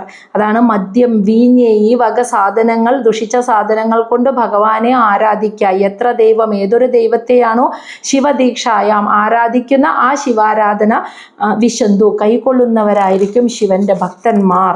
മൂഢബുദ്ധിയും ജടാഭസ്മധാരികളും ശുദ്ധിയും വൃത്തിയും ഇല്ലാത്തവരും ഒക്കെ ആയിരിക്കും. വസ്ത്രം ചിലപ്പോൾ ധരിക്കില്ല, കുളിക്കില്ല, ഭസ്മമായിരിക്കും മേലാകെ. അങ്ങനെയുള്ളവരായി ഭവിക്കുമെന്ന് ഭൃഗു മഹർഷി ശപിക്കുകയാണ്. ശ്ലോകം 30. ബ്രഹ്മച ബ്രാഹ്മണാഞ്ച ഏവ യത് യൂയം പരിനിന്ദതഃ സേതുവിധാരണം പുംസാം അത പാഗണ്ഡം ആശ്രിതഃ. ബ്രഹ്മം ച വേദങ്ങളും, ബ്രാഹ്മണാഞ്ച ഏവ ആ വേദത്തെ പറഞ്ഞു കൊടുക്കുന്ന ബ്രാഹ്മണന്മാരെയും, യത് എന്തുകൊണ്ടാണോ, യൂയം നിങ്ങൾ പരിനിന്ദിത നിന്ദിച്ചത്, അതായത് ശിവന്റെ ഭൂതഗണങ്ങൾ ഈ ബ്രാഹ്മണരെ നിന്ദിച്ചില്ലേ ശപിച്ചിട്ട്, ബ്രാഹ്മണരെയും വേദത്തെയും നിന്ദിച്ചു. വേദപ്രതി പ്രകാരം ജീവിക്കുന്നവർക്ക് കാമ്യകർമ്മങ്ങളിൽ പെട്ടുപോകും, മോക്ഷം കിട്ടില്ല എന്ന് പറഞ്ഞ് വേദത്തെ അപമാനിച്ചു. അത് പറഞ്ഞു കൊടുക്കുന്ന ബ്രാഹ്മണന്മാരെയും ശിവഭക്തന്മാരായ ശിവന്റെ തീവ്രഭക്തന്മാരായ നിങ്ങൾ നിന്ദിച്ചു. അതുകൊണ്ട് പുംസാം മനുഷ്യനെ സേതും വിധാരണം, അതായത് മനുഷ്യന് ധാർമ്മികമായ സാമൂഹ്യ മര്യാദകളെ പറഞ്ഞു കൊടുക്കുന്നത്, അതാണ് പറയുന്നത് സേതും വിധാരണം. ആ ധാർമ്മിക മര്യാദകൾ, ആചാര അനുഷ്ഠാനങ്ങളെ മനുഷ്യന് പറഞ്ഞു കൊടുക്കുന്ന അതിൻ്റെ മുകളിലത്തെ വരി, വേദങ്ങളും അത് പറഞ്ഞു കൊടുക്കുന്ന ബ്രാഹ്മണന്മാരെയും നിങ്ങൾ ശിവഭക്തന്മാർ നിന്ദിച്ചതുകൊണ്ട് നിങ്ങൾ അധഃ ആയതിനാൽ നിങ്ങൾ പാഗണ്ഡം ആശ്രിത, നിങ്ങൾ പാഗണ്ഡന്മാരായി ഭവിക്കും. എന്ന് വെച്ചാൽ നാസ്തികർ, അതായത് ഒരു സാമൂഹ്യ മര്യാദയും അറിയാത്ത ആചാരാനുഷ്ഠാനങ്ങളെ ലംഘിച്ചവർ. അപ്പം നിങ്ങൾക്ക് പൊതുസമൂഹത്തിൽ ജീവിക്കാൻ പറ്റില്ല. എല്ലാവരുടെ ഇടയിലും ജീവിക്കാതെ നിങ്ങൾക്ക് വേറിട്ട് നിൽക്കേണ്ടി വരും. കാരണം സമൂഹ മര്യാദകൾ പാലിക്കാത്തത് കൊണ്ട്, വേദവിധി പ്രകാരം ജീവിക്കാത്തത് കൊണ്ട് പൊതുജനങ്ങളുടെ ഇടയിൽ, മറ്റുള്ളവരുടെ ഇടയിൽ ഒരുമിച്ച് ജീവിക്കാൻ പറ്റില്ല. അതാണ് പറഞ്ഞത്. അങ്ങനെയുള്ളവരെയാണ് പാഗണ്ഡന്മാർ എന്ന് വിളിക്കുന്നത്. അങ്ങനെ ആയിത്തീരും. ഇനി പറയാണ്, അപ്പോൾ എന്തുകൊണ്ടാണ് വേദം, അപ്പോൾ ഇത് ഭൃഗുമഹർഷിയാണല്ലോ പറയുന്നത്, അപ്പോൾ എന്തുകൊണ്ടാണ് വേദത്തിൽ പറയുന്ന വിധിപ്രകാരം ജീവിക്കണം എന്ന് പറയുന്നത്? അതിൻ്റെ കാരണമാണ് കേട്ടോ ശ്ലോകം 31 പറയുന്നത്. അവർ വേദവിധി പ്രകാരം ജീവിക്കുന്നവരാണ് മഹർഷിമാർ. അതിൻ്റെ കാരണം ഭൃഗുമഹർഷി പറയാണ്, ഏഷ ഏവ ഹി, ഈ വേദങ്ങളിൽ ഏഷ ഏവ, ഈ വേദങ്ങളിലൊക്കെ പറഞ്ഞിരിക്കുന്നത് ലോകാനാം, ലോകർക്ക് ശിവപാന്ത, മംഗളകരമായ ഒരു മാർഗത്തെ, സനാതന, ഈ ലോകജനങ്ങൾക്ക് ശാശ്വതമായിട്ട് ഈ ഭൂമിയിൽ ജീവിക്കാനുള്ള ഏറ്റവും ശ്രേഷ്ഠകരമായ മംഗളകരമായ മാർഗത്തെയാണ് വേദത്തിൽ പറഞ്ഞു കൊടുക്കുന്നത്. പൂർവേ, പണ്ട് മുതലേ, യം, ഈ വേദമാർഗമാണ് അനുസന്ധസ്തുഹു എന്ന് വെച്ചാൽ, അനുസന്ധസ്തുഹു എന്ന് വെച്ചാൽ പിന്തുടരുന്നത്. പണ്ട് മുതൽക്കേ എല്ലാവരും ഈ വേദവിധി പ്രകാരമുള്ള, വേദത്തിൽ പറഞ്ഞിരിക്കുന്ന മാർഗങ്ങളെയാണ് പിന്തുടരുന്നത്. എന്നിട്ട് പറയാണ്, ഏത് പ്രമാണം, ഈ പ്രമാണം ഉണ്ടല്ലോ, ഈ വേദങ്ങൾ, ജനാർദ്ദനഃ, ഈ പ്രപഞ്ചത്തിൻ്റെ പരിപാലന കർമ്മം ചെയ്യുന്ന മഹാവിഷ്ണുവിൽ നിന്നാണ് ഉണ്ടായത് എന്ന്. എന്തുകൊണ്ടാണ് അങ്ങനെ പറയുന്നത്? പ്രപഞ്ചത്തിന് ഒരു കാലയളവുണ്ട് അല്ലേ? ബ്രഹ്മാവിൻ്റെ ഒരു പകലാകുന്ന 1000 ചതുർയുഗം, അതിനെയാണല്ലോ ഒരു കൽപ്പം എന്ന് പറയുന്നത്. അത് പ്രപഞ്ചം നിൽക്കും. പിന്നെ 1000 ചതുർയുഗം ഭഗവാന്റെ ഉദരത്തിൽ കിടക്കും. പിന്നെ 1000 ചതുർയുഗം വീണ്ടും വരും. അങ്ങനെ ബ്രഹ്മാവിൻ്റെ 100 വയസ്സ് ആയുസ് തീരുന്നത് വരെ ഈ പ്രപഞ്ചം ഇങ്ങനെ നിൽക്കണ്ടേ? ഈ 14 ലോകങ്ങളോടുകൂടി ഈ പ്രപഞ്ചം ഇങ്ങനെ നിലനിൽക്കണ്ടേ? അങ്ങനെ നിലനിർത്തുന്നത് ആരാണ്? ആ പരിപാലിച്ച് ഈ പ്രപഞ്ചത്തെ, ബ്രഹ്മാവിൻ്റെ ആയുസ് തീരുന്നത് വരെ ഈ പ്രപഞ്ചത്തെ പരിപാലിപ്പിച്ച് നിലനിർത്തുന്ന ആള് മഹാവിഷ്ണുവാ. അപ്പൊ മഹാവിഷ്ണു ഈ പ്രപഞ്ചത്തിൻ്റെ നിലനിൽപ്പിന് വേണ്ടതായ കാര്യങ്ങളെ സൃഷ്ടിക്കും. ആ ഭഗവാനാണ് ഈ വേദങ്ങളെ വ്യാസദേവനിലൂടെ, ഭഗവാൻ തന്നെയാണ് വ്യാസദേവനായി അവതരിച്ച് വേദങ്ങളെ രചിച്ച് ലോകജനങ്ങൾക്ക് കൊടുത്തത്. കാരണം എന്താ? നമ്മുടെ എല്ലാവരുടെ ഉള്ളിലുണ്ട് ധർമ്മവും അധർമ്മവും, അല്ലേ? ഇല്ലേ? ധർമ്മം മാത്രമാണോ എല്ലാവരുടെ ഉള്ളിലും? ശരിയും തെറ്റും, ധർമ്മവും അധർമ്മവും എല്ലാവരുടെ ഉള്ളിലും ഉണ്ട്. ഇത് തമ്മിലൊരു പോരാട്ടം എല്ലാവരുടെ ഉള്ളിൽ എപ്പോഴും നടക്കണില്ലേ? നമ്മൾ എന്ത് കാര്യം ചെയ്യുമ്പോഴും ചിന്തിച്ച് നോക്കൂ, വേണമെന്ന് നമ്മുടെ ഉള്ളിൽ വരുന്ന ഒരാൾ പറയും, വേണ്ടാന്നും പറയും. ചെയ്യണമെന്നും തോന്നും, ചെയ്യണ്ടെന്ന് തോന്നും. നമ്മുടെ ഉള്ളിൽ ഇരുന്നത് രണ്ടും പറയുന്നുണ്ട്. അതാണ് നമുക്ക് ആ സംശയം വരുന്നത്. അത് വേണോ, അത് ചെയ്യാൻ പാടോ പാടില്ലേ, പാടും ചെയ്യണം എന്നും പറയുന്നുണ്ട്, ചെയ്യണ്ട എന്നും പറയുന്നത്. ഇതിൽ ഏതാണ് എടുക്കേണ്ടത്? നമ്മുടെ എല്ലാവരുടെ ഉള്ളിലും ധർമ്മവും അധർമ്മവും തമ്മിലുള്ള ഒരു ഫൈറ്റ് നടക്കുന്നുണ്ട്. നമ്മളൊന്ന് ആലോചിച്ച് നോക്കി നോക്കൂ. നമ്മുടെ എല്ലാ മനുഷ്യരുടെ ഉള്ളിലും നടക്കുന്ന ഈ ഫൈറ്റിൽ അധർമ്മമാണ് വിജയിക്കുന്നത് എങ്കിൽ ഈ പ്രപഞ്ചം ബ്രഹ്മാവിൻ്റെ ആയുസ് പോട്ടെ, വെറും ഒരു ബ്രഹ്മാവിൻ്റെ ഒരു പകലാവുന്ന 1000 ചതുർയുഗമെങ്കിലും നിൽക്കുന്നു തോന്നുന്നുണ്ടോ? നിങ്ങൾക്ക് തോന്നുന്നുണ്ടോ? എല്ലാവരുടെ ഉള്ളിലെ അധർമ്മമാണ് ആ യുദ്ധത്തിൽ ജയിക്കുന്നതെങ്കിൽ ഈ 1000 ചതുർയുഗമാകുന്ന ബ്രഹ്മാവിൻ്റെ ഒരു പകലാകുന്ന കാലയളവ്, 1000 ചതുർയുഗം കഴിയണ്ടേ, അതുവരെയെങ്കിലും ഈ പ്രപഞ്ചം ഇങ്ങനെ നിൽക്കുന്നു നിങ്ങൾക്ക് തോന്നുന്നുണ്ടോ? നിൽക്കില്ല. അധർമ്മമാണ് ജയിക്കുന്നതെങ്കിൽ നിൽക്കില്ല. അപ്പം നമ്മുടെ എല്ലാവരുടെ ഉള്ളിലും ഈ നടക്കുന്ന ഫൈറ്റിൽ അവസാനം ജയിക്കുന്നത് ധർമ്മമാണ്. ആ ധർമ്മത്തെ ജയിപ്പിക്കുന്നത് ആരാണെന്നറിയോ? ഭഗവാനാ. കാരണം എന്നാൽ ഈ പ്രപഞ്ചം നിലനിൽക്കൂ. അധർമ്മമാണ് ജയിക്കുന്നതെങ്കിൽ മനുഷ്യരും മൃഗം പ്രാണി എല്ലാതും അങ്ങോട്ടും ഇങ്ങോട്ടും വെട്ടിയും കൊന്നും പരസ്പരം നശിപ്പിച്ചും എല്ലാ പ്രാണിവർഗങ്ങളും നശിച്ചു പോവില്ലേ? പിന്നെ ഇവിടെ സൃഷ്ടി ഉണ്ടാവുമോ? ഇല്ല. അപ്പോൾ പ്രപഞ്ചം നിലനിൽക്കില്ല. അപ്പം നമ്മുടെ ഒക്കെ ഉള്ളിലെ ഈ ഫൈറ്റിൻ്റെ അവസാനത്തിൽ, ധർമാധർമ്മങ്ങൾ തമ്മിലുള്ള ഈ ഫൈറ്റിൻ്റെ അവസാനത്തിൽ ധർമ്മത്തെ ജയിപ്പിക്കുന്നത് മഹാവിഷ്ണുവാണ്. കാരണം ഈ പ്രപഞ്ചം പരിപാലിച്ച് നിലനിർത്തി, ഇത്രയും കാലം നിലനിർത്തി കൊണ്ടുപോകാൻ ആ കർമ്മം ചെയ്യാനാണ് ആ പ്രകൃതി മഹാവിഷ്ണുവിൻ്റെ രൂപം ധരിച്ചത്. അപ്പോൾ മഹാവിഷ്ണു ആ പ്രപഞ്ചത്തെ നിലനിർത്താൻ ധർമ്മം ജയിക്കണം നമ്മുടെ ഉള്ളിൽ. ഇത് ജയിക്കണമെങ്കിൽ നമുക്ക് ധാർമ്മികമായ ഭൗതിക ധർമ്മത്തെക്കുറിച്ച്, ഈ പ്രപഞ്ചത്തിൽ ലോകത്ത് ജീവിക്കുമ്പോൾ പാലിക്കേണ്ട നിയമവ്യവസ്ഥകൾ, സാമൂഹ്യ മര്യാദകൾ, ആചാരാനുഷ്ഠാനങ്ങൾ, രീതികൾ, അതൊക്കെ മനുഷ്യരറിയണം. അപ്പോഴാണ് നമ്മുടെ ഉള്ളിൽ ഈ ധർമ്മവും അധർമ്മവും തമ്മിലുള്ള ഫൈറ്റ് നടക്കുമ്പോൾ ധർമ്മം ജയിക്കുള്ളൂ. ജയിക്കണമെങ്കിൽ നമുക്ക് ആ അറിവ് കിട്ടണ്ടേ? ആ അറിവ് കിട്ടാനാണ് മഹാവിഷ്ണുവിൽ നിന്നാണ് വേദങ്ങൾ ഉണ്ടായത്. പരിപാലന കർമ്മം ചെയ്യുന്ന മഹാവിഷ്ണുവിൽ നിന്ന് അങ്ങനെ വേദങ്ങൾ ഉണ്ടായി. ആ വേദമാണ് ഈ ലോകത്തിലെ ജനങ്ങൾക്ക് ഈ ലോകത്ത് മംഗളപരമായ ഒരു ജീവിത മാർഗത്തെ കാണിച്ചു കൊടുത്തത്. ഇതാണ് പണ്ട് മുതലേ എല്ലാ മനുഷ്യരും അനുവർത്തിച്ചു പോരുന്നത്. മനസ്സിലായ? പക്ഷേ നിങ്ങൾ ശിവഭക്തന്മാരും നന്ദീശ്വരന്മാരും ശിവന്റെ ശിവഭക്തർ എന്ന് പറയുമ്പോൾ ഒന്നും കൂടി പറയുന്നു, സാധാരണ ഭക്തന്മാരെയല്ല, അഘോരികളെ പോലെ തീവ്രമായ ശിവാരാധകര്, അങ്ങനെയുള്ളവർ, അബാലൻസ്ഡ് അല്ലാത്തവരും, പിന്നെ ഭഗവാന്റെ ഭൂതഗണങ്ങളും നന്ദീശ്വരനും ഒക്കെ ഇതേപോലെ സമൂഹത്തിൽ ജീവിക്കാൻ കഴിയാതെ, വേദവിധി പ്രകാരം ജീവിക്കാൻ കഴിയാത്ത പാഗണ്ഡന്മാരായി ഭവിക്കട്ടെ, നാസ്തികരായി ഭവിക്കട്ടെ. അപ്പോൾ അവർക്ക് ഈ ലോകത്ത് ഭഗവാനിൽ നിന്നും ഉണ്ടായ മനുഷ്യന് ശാശ്വതമായ ജീവിതമാർഗത്തെ പകർന്നു കൊടുത്ത, എല്ലാവരും പണ്ട് മുതലേ അനുവർത്തിച്ചു പോരുന്ന ഒരു ജീവിതമാർഗം ഉണ്ടല്ലോ, അതറിയാതെ പോകട്ടെ എന്ന് പറഞ്ഞ് ശപിക്കുകയാണ് ചെയ്തത്. ശ്ലോകം 32. തത് ബ്രഹ്മ പരമം ശുദ്ധം സദാം വർമ്മ സനാതനം വിഗർഹ്യ യാതപാഗണ്ഡം ദൈവം വഹ യത്ര ഭൂതരാട്. തത് ബ്രഹ്മം, അങ്ങനെയുള്ള വേദം. അപ്പോൾ വേദത്തിൻ്റെ പ്രാധാന്യത്തെ പറഞ്ഞിട്ട് ഇങ്ങനെയുള്ള വേദം പരമം ശുദ്ധം, അതീവ ശുദ്ധമായിട്ടുള്ളതാണ്. സദാം, സജ്ജനങ്ങൾക്ക് സനാതനം, ശാശ്വതമായ വർമ്മം, മാർഗത്തെ കാണിച്ചു കൊടുത്തതാണ്. സജ്ജനങ്ങൾക്ക് ശാശ്വതമായ ജീവിതമാർഗത്തെ, ബാലൻസ്ഡ് ആയിട്ടുള്ള ഒരു ജീവിതമാർഗത്തെ കാണിച്ചു കൊടുത്തതാണ് വേദങ്ങൾ. ആ വേദങ്ങളെ വിഗർഹ്യയാത, നിന്ദിക്കുന്നവരായ ശിവഭക്തന്മാർ പാഗണ്ഡന്മാരായി ഭവിക്കട്ടെ. ഭൂതരാട്, ഭൂതങ്ങളുടെ പ്രഭുവായിട്ടുള്ള ഏതൊരു ശിവനെ ദൈവമായി കാണുന്നുവോ, ഭൂതങ്ങളുടെ പ്രഭുവായ ശിവഭഗവാനെ ദൈവമായി കാണുന്ന ഈ വേദത്തെ നിന്ദിച്ച ശിവഭക്തന്മാരൊക്കെ നാസ്തികർ അഥവാ പാഗണ്ഡന്മാരായി ഭവിക്കട്ടെ. അവർ വേദവിധി പ്രകാരം ജീവിക്കാൻ അറിയാത്തവരായി ഭവിക്കട്ടെ. അവർ സമൂഹത്തിൽ നിന്ന് മാറ്റി നിർത്തപ്പെടട്ടെ. ഇതാണ് ഭൃഗു മഹർഷിയുടെ ശാപം. ഇനിയൊന്ന് ആലോചിച്ച് നോക്കിയേ, ആ ശാപം ഫലിച്ചോ ഇല്ലയോ? നിങ്ങൾക്ക് എന്ത് തോന്നുന്നു ഈ കലിയുഗത്തിൽ ജീവിക്കുമ്പോൾ? ഈ 2 പേരുടെ ശാപവും, നന്ദീശ്വരൻ്റെ ശാപവും ഭൃഗുമഹർഷിയുടെ ശാപവും യാഥാർത്ഥ്യമായതായിട്ട് എനിക്ക് തോന്നുന്നു. കാരണം ഇന്നത്തെ നന്ദീശ്വരൻ്റെ ശാപം എന്താ? ഈ ബ്രാഹ്മണന്മാർ ആരും തന്നെ പരമജ്ഞാനം അറിയാതെ വേദവിധി പ്രകാരം കർമ്മം ചെയ്യുന്നവരായി ജീവിച്ചു ഭരിക്കട്ടെ എന്നാണ് ശപിച്ചത്. ഇന്നത്തെ ബ്രാഹ്മണന്മാരുടെ അവസ്ഥ അതല്ലേ? ഇന്ന് ബ്രാഹ്മണൻ എന്ന് പറഞ്ഞാൽ മതമാണ്, ജാതിയാണ് അല്ലേ? ബ്രഹ്മത്തെ അറിഞ്ഞവൻ എന്നാണ് ബ്രാഹ്മണൻ എന്ന വാക്കിൻ്റെ അർത്ഥം. അത് ജാതിയല്ല. ആരാണോ ബ്രഹ്മത്തെ അറിഞ്ഞവൻ അവനാണ് ബ്രാഹ്മണൻ. ഇന്നതാണോ നടക്കുന്നത്? അല്ല. ഇന്ന് ബ്രാഹ്മണന്മാർ വേദകർമ്മങ്ങളും പൂജയും വേദകർമ്മങ്ങളും ചെയ്ത് അതിൽ നിന്നും കിട്ടുന്ന പൈസ കൊണ്ട് ഉപജീവനം നടത്തുന്നവരായി മാറിക്കഴിഞ്ഞോ? ആ ശാപം ഫലിച്ചില്ലേ? അത് ശരിയായിരിക്കുന്നു.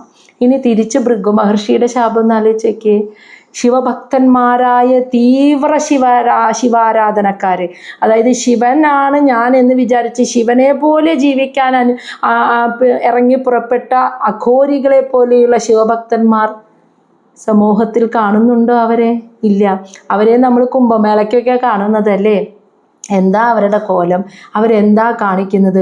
നമ്മൾ കണ്ണിൽ കണ്ടു. അവർ ഒട്ടും ബാലൻസ്ഡ് അല്ലാണ്ടാണ് നടക്കുന്നത്. അവിടെ എന്തൊക്കെയാണ് അവരവിടെ കാണിച്ചു കൂട്ടുന്നത്?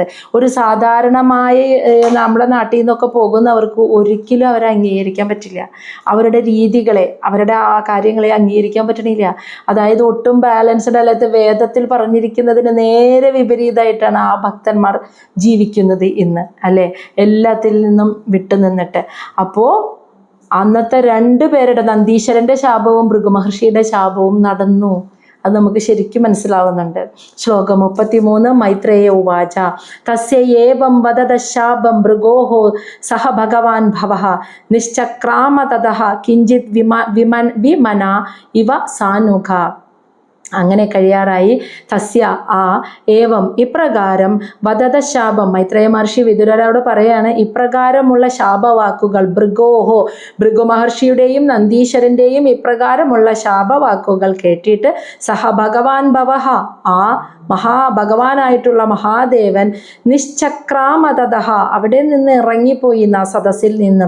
കിഞ്ചിത് വിമനഃ, മനസ്സ് വേദനിപ്പിച്ച് തല കുനിച്ച്, മുഖം കുനിച്ച് അദ്ദേഹം മനസ്സ് വിഷമിച്ചു. കാരണം ഇങ്ങനതിന് വേണ്ടിയല്ലല്ലോ ഇവിടെ ഈ ഒരു സദസ്സ് കൂടിയത്. ഇത്രയും വലിയൊരു മഹായാഗം നടത്താൻ വേണ്ടി കൂടിയതാണ്. എന്നിട്ട് ഇത് ശാപവും പ്രതിശാപങ്ങളും ആയി ആകെ പിരിഞ്ഞു പോയില്ലേ? അത് കണ്ട് വിഷമിച്ച് മുഖം കുനിച്ച് മഹാദേവൻ അവിടെ നിന്ന് ഇറങ്ങിപ്പോയി. ഇവ സാ അനുക, തൻ്റെ അനുയായികളോടൊപ്പം മഹാദേവനും ഇറങ്ങിപ്പോയി. ദക്ഷൻ ആദ്യമേ ഇറങ്ങിപ്പോയി, മഹാദേവനെ ശപിച്ച്. ഇപ്പൊ മഹാദേവനും ഇത് കണ്ട് സഹിക്കാൻ പറ്റാതെ മഹാദേവനും അവിടെ നിന്ന് ഇറങ്ങിപ്പോയി.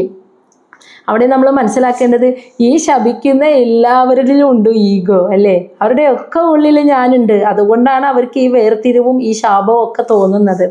34 തേ അഭി വിശ്വസൃജഃ സത്രം സഹസ്രപരിവത്സരാൻ സംവിധായ മഹേശ്വാസ യത്ര ഇജ്യ ഋഷഭഃ ഹരി. പക്ഷേ തുടങ്ങി വെച്ച സത്രം പൂർത്തിയാക്കണ്ടേ? മഹാദേവനും ദക്ഷനെ ഇറങ്ങിപ്പോയെങ്കിലും ബാക്കി പ്രജാപതിമാരും മഹർഷിമാരും അഗ്നിദേവന്മാരും ഒക്കെ അവിടെ നിൽക്കുന്നുണ്ട്, ബ്രഹ്മദേവനും ഒക്കെ ഉണ്ട്. അപ്പൊ തുടങ്ങിയ ഒരു കാര്യം, ഒരു യജ്ഞം ആരംഭിക്കാൻ തുടങ്ങി വെച്ച സത്രം അത് പൂർത്തിയാക്കണം. അപ്പൊ അതിനായിട്ട് തേ അഭി, അവിടെ കൂടിയിരിക്കുന്ന വിശ്വസൃജഃ, മറ്റെല്ലാ പ്രജാപതിമാരും ദേവന്മാരും ചേർന്ന് പരിവത്സരാൻ 1000 വർഷം നീണ്ടു നിൽക്കുന്ന സത്രം സംവിധായ, ആ യജ്ഞം പൂർത്തിയാക്കി. അവരത് നടത്തി. തുടങ്ങിയാൽ ഇത് ദേവന്മാരും മഹർഷിമാരും ചേർന്നൊക്കെ ചെയ്യുന്നതാണ്. അതങ്ങനെ തുടങ്ങി വെച്ച് മുടങ്ങി പോകാൻ പാടില്ല. മഹാദേവനും ദക്ഷനും ഇറങ്ങിപ്പോയെങ്കിലും മറ്റു പ്രജാപതിമാരും എല്ലാവരും ചേർന്ന് 1000 വർഷം നീണ്ടു നിൽക്കുന്ന രീതിയിൽ ഭംഗിയായി ആ സത്രത്തെ പൂർത്തിയാക്കി. എന്നിട്ട് മഹേശ്വാസ എന്ന് വിളിക്കുന്നത് ഇവിടെ മൈത്രേയ മഹർഷി വിദുരരെ, അല്ലയോ വിദുരരെ, എത്ര ഇജ്യ ഋഷഭഃ ഹരി, അതായത് ഏറ്റവും ശ്രേഷ്ഠനായ ഋഷഭഃ ഹരി, മഹാവിഷ്ണുവാണ് യജ്ഞപുരുഷൻ. ഒരു യാഗം നടത്തുന്നുണ്ടെങ്കിൽ അതിനെ സ്വീകരിക്കുന്ന യജ്ഞപുരുഷൻ മഹാവിഷ്ണുവാണ്. അപ്പൊ മഹാവിഷ്ണുവാണ് അവിടെ യജ്ഞപുരുഷനാണ്. ആ യജ്ഞമായിരിക്കുന്നത് മഹാവിഷ്ണുവാണ്. അപ്പൊ മഹാവിഷ്ണു അവിടെ ഋഷഭഃ ഹരി, ശ്രേഷ്ഠനായ മഹാവിഷ്ണു, യത്ര ഇജ്യഃ, അദ്ദേഹം അവിടെ വേണ്ട രീതിയിൽ ആരാധിക്കപ്പെട്ടു. അപ്പോൾ മഹാവിഷ്ണു യജ്ഞപുരുഷനായ, യജ്ഞമായിരിക്കുന്ന പുരുഷനായ മഹാവിഷ്ണു ആ കർമ്മത്തിൽ വേണ്ട രീതിയിൽ ആരാധിക്കപ്പെട്ടു. 1000 വർഷം നീണ്ടു നിൽക്കുന്ന രീതിയിൽ പ്രജാപതിമാർ ആ സത്രം, ആ യജ്ഞം പൂർത്തിയാക്കി. ശ്ലോകം 35 ആപ്ലൂത്യ അവഭൃതം യത്ര ഗംഗാ യമുനയാ അന്വിത വിരജേന ആത്മനാ സർവേ സ്വം സ്വം ധാമ യയുഃ തതഃ. 1000 വർഷം നീണ്ടു നിൽക്കുന്ന യജ്ഞം പൂർത്തിയാക്കിയിട്ട് ആ പ്രജാപതിമാരും ദേവന്മാരും എല്ലാം കൂടി ആ പ്ലൂത്യ സ്നാനം ചെയ്തു. അവഭൃതം യജ്ഞാനന്തരം നടത്തേണ്ട സ്നാനം. യജ്ഞം പൂർത്തിയാക്കി കഴിയുമ്പോൾ, ഓരോ ദിവസത്തെയുമല്ല, യജ്ഞം പൂർത്തിയാക്കി കഴിയുമ്പോൾ ചെയ്യേണ്ട യജ്ഞാനന്തരം നടത്തേണ്ട സ്നാനം ചെയ്തു. എവിടെയാ ചെയ്തത്? എത്ര, എവിടെയാണോ ഗംഗാ യമുന അന്വിത, ഗംഗാ നദിയും യമുനാ നദിയും സമന്വയിക്കുന്ന സ്ഥലം എവിടെയാണോ, പ്രയാഗ അല്ലേ,